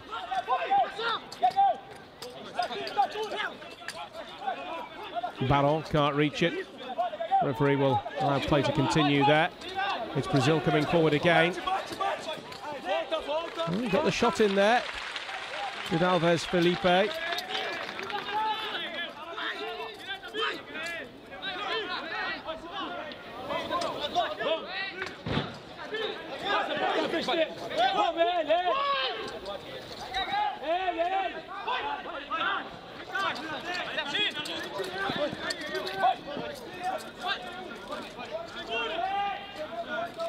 Let's look at the skill there. Steinmetz Alves making room for himself. Oh, gosh, he struck that well. I'm not sure Grangier would have got that had it been on target, because it was so fiercely struck. In a way, it doesn't matter to Brazil now. The more they can keep the ball, the more they can show off their dribbling skills.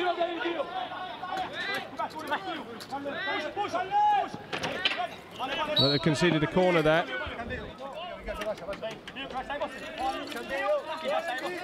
Well, pretty much France's last chance this, because they require 2 in normal time, and we've only got 2 minutes and 10 seconds remaining.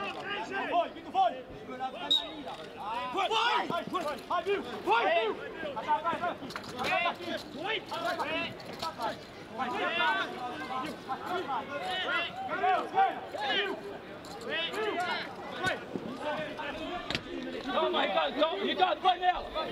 Vai nela! Vai sobrar na área! Na área!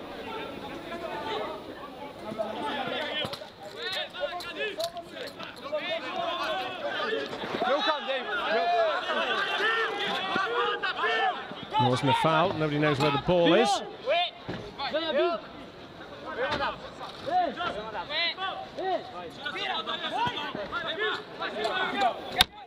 Vai, Mar! Vai, Mar! Vai, Mar! Ricardo, segura ela, Ricardo! Segura!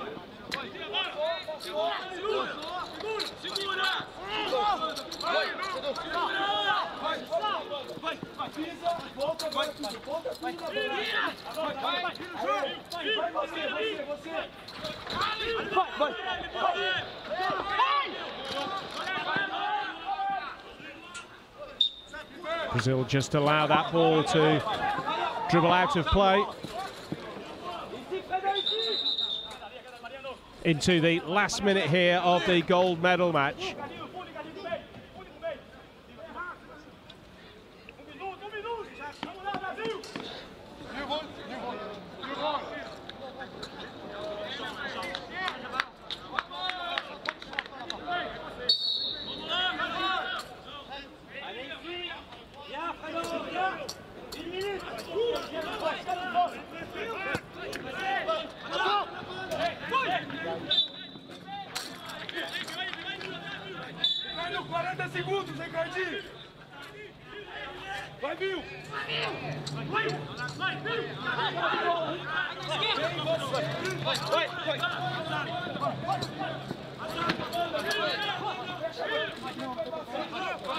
Last 30 seconds of the game then. Villeroux, who's played well individually, but collectively Brazil have just had that little bit more, not much more.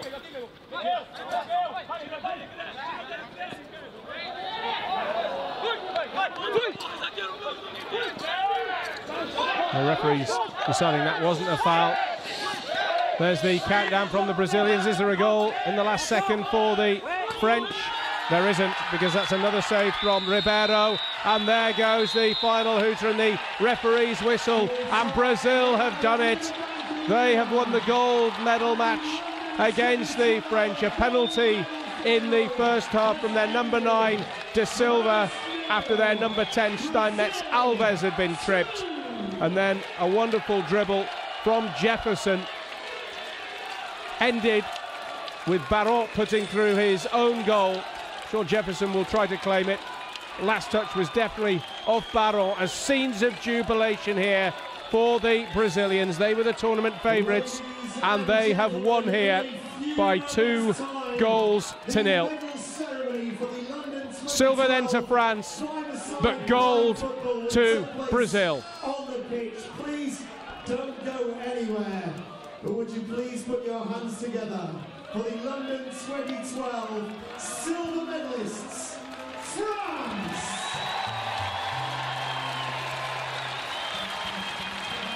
So ladies and gentlemen, gold medal winners and London 2012 Paralympic champions, Brazil!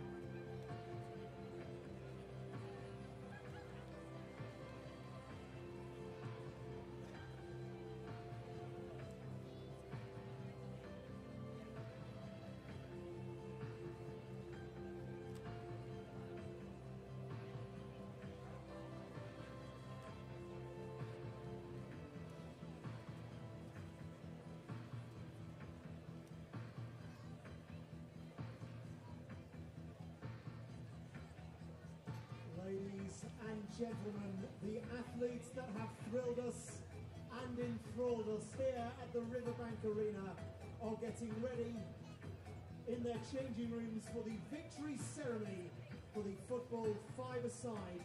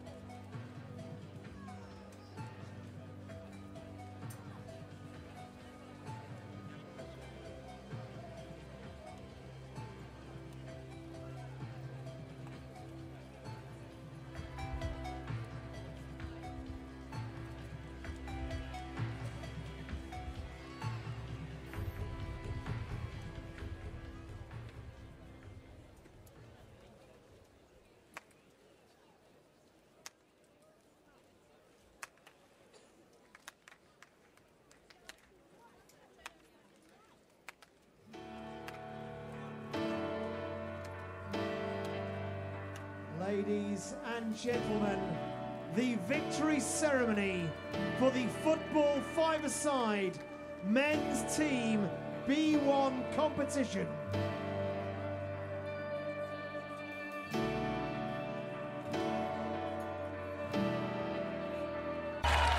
And now we have the medal ceremony.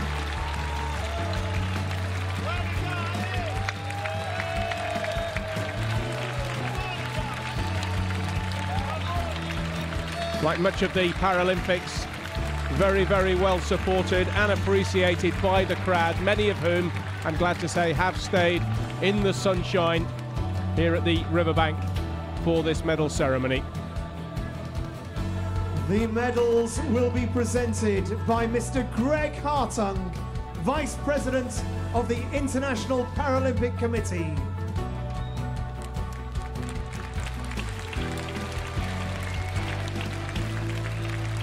IPC Vice President Greg Hartung. Chairman of the Football Five-a-Side Subcommittee, International Blind Sports Federation. And Charles Allen with the bouquets. And the Right Honourable Hugh Robertson MP, Minister for Sports and Tourism.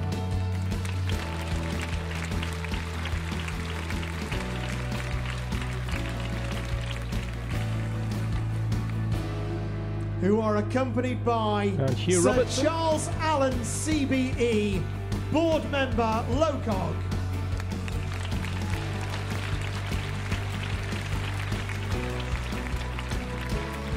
Mr. Nigel Garfitt, Director of Villages and Games Services, LOCOG.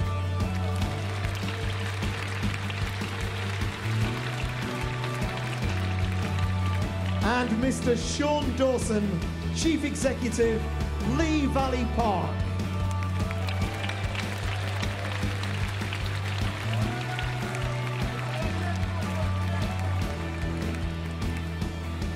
Ladies and gentlemen, the bronze medalists representing Spain. So the Spaniards walk forward onto the podium to collect their bronze medalists. They won the penalty shootout for the bronze medal with the Argentine team this afternoon. Alcaraz, the goalkeeper, was very much the hero for the Spaniards.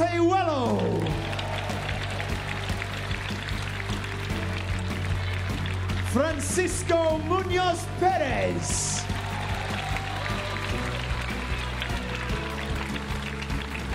Adolfo Acosta Rodriguez.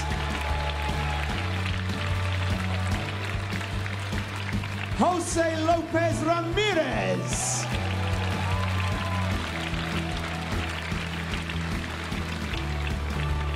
Alfredo Cuadrado Freire.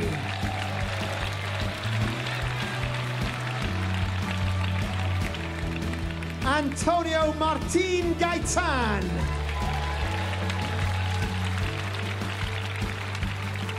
Youssef El Hadoui Rabi.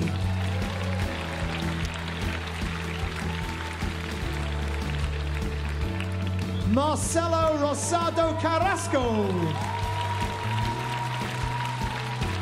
And Raul Diaz Ortin.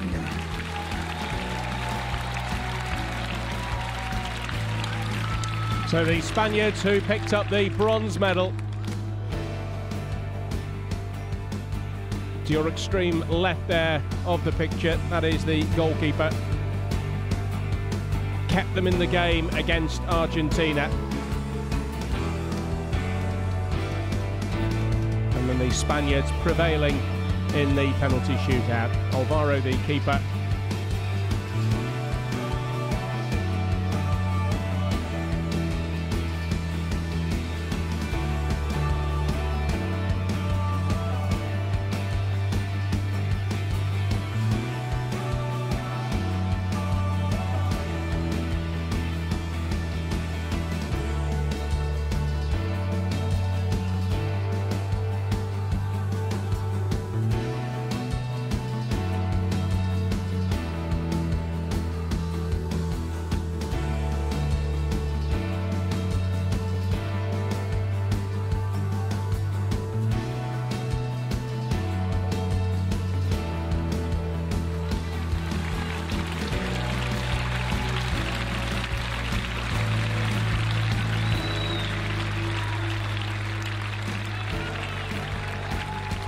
A very popular side, the Spaniards.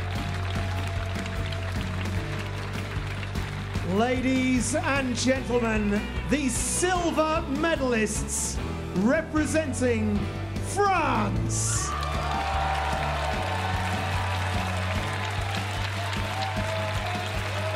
And the French side take the silver, beaten but by no means disgraced in the final against the Brazilians. Jonathan Grangier, Gael Riviere,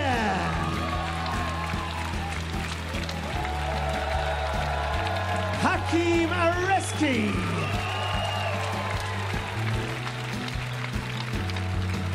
Martin Baron, Abderrahim Well, it's a little Maya, bit too much for Martin Baron, isn't it? You can see in the background. David Labarre, Arno Ajax,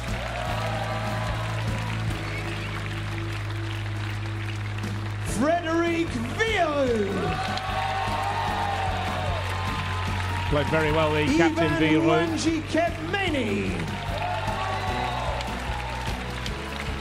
and Frederic Janas.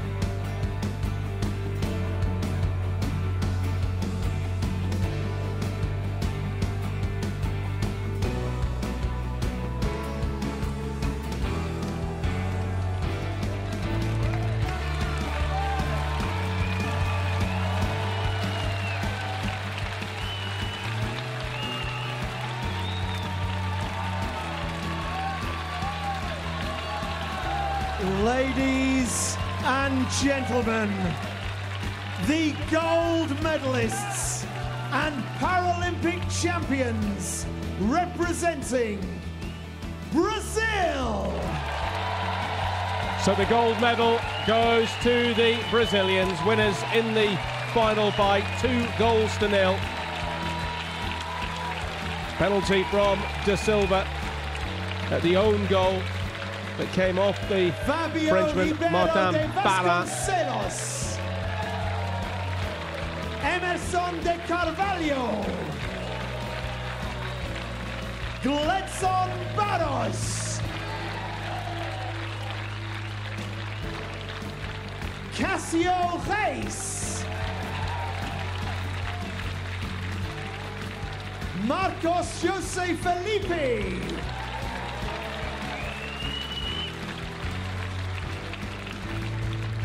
Jefferson Gonçalves. He was terrific. It was his dribble that led to that second goal. He may even claim it. Raimundo Nonato Alves Mendes. Yu da Silva.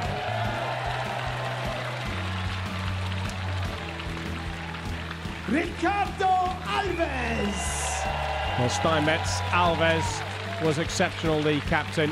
And Daniel da Silva.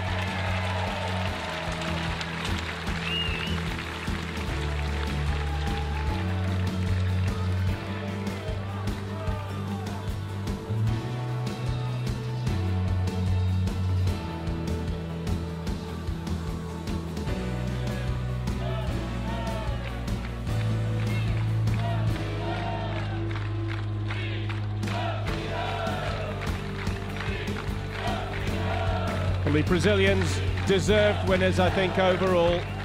For sure they had testing moments, particularly at the start of the game and in the first half against the French side in that final.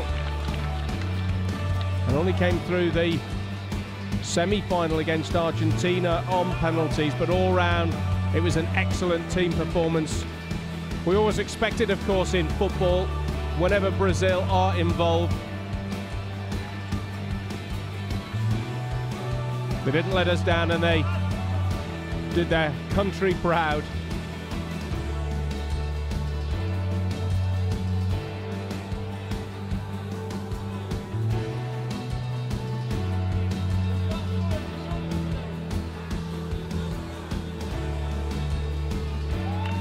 The captain, you saw, penultimate man there to get his medal.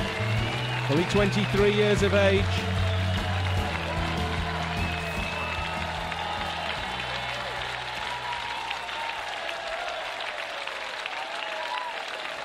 Wonderful ovation from this crowd.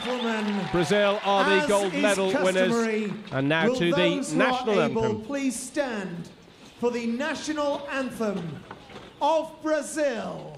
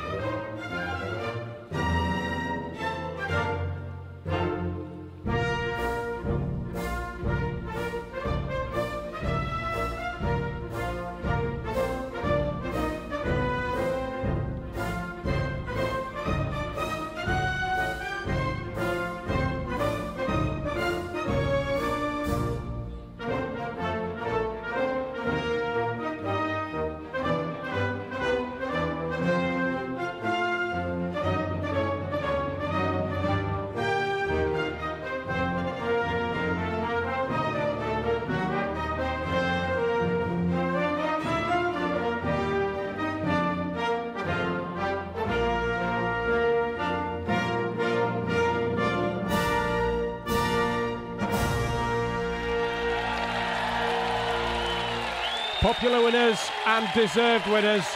Brazil have won the men's football five-a-side, and congratulations to them and to the other medal winners. The beaten finalists with silver, the French, and the bronze medalists from Spain.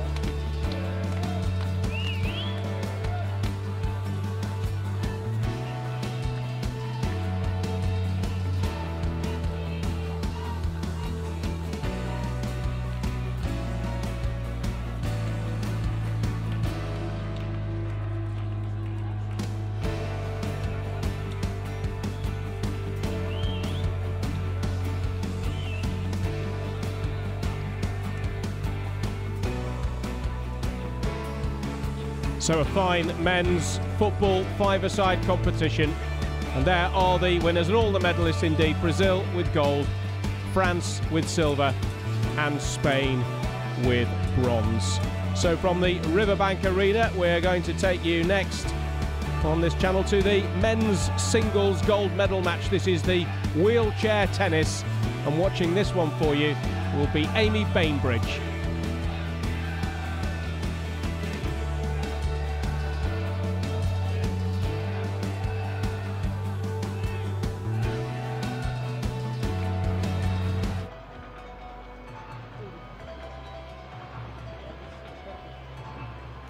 A very warm welcome to our viewers from Paralympic Sport TV. The defending champion Shingo Kaneda from Japan facing the top seed Stéphane Houdet from France.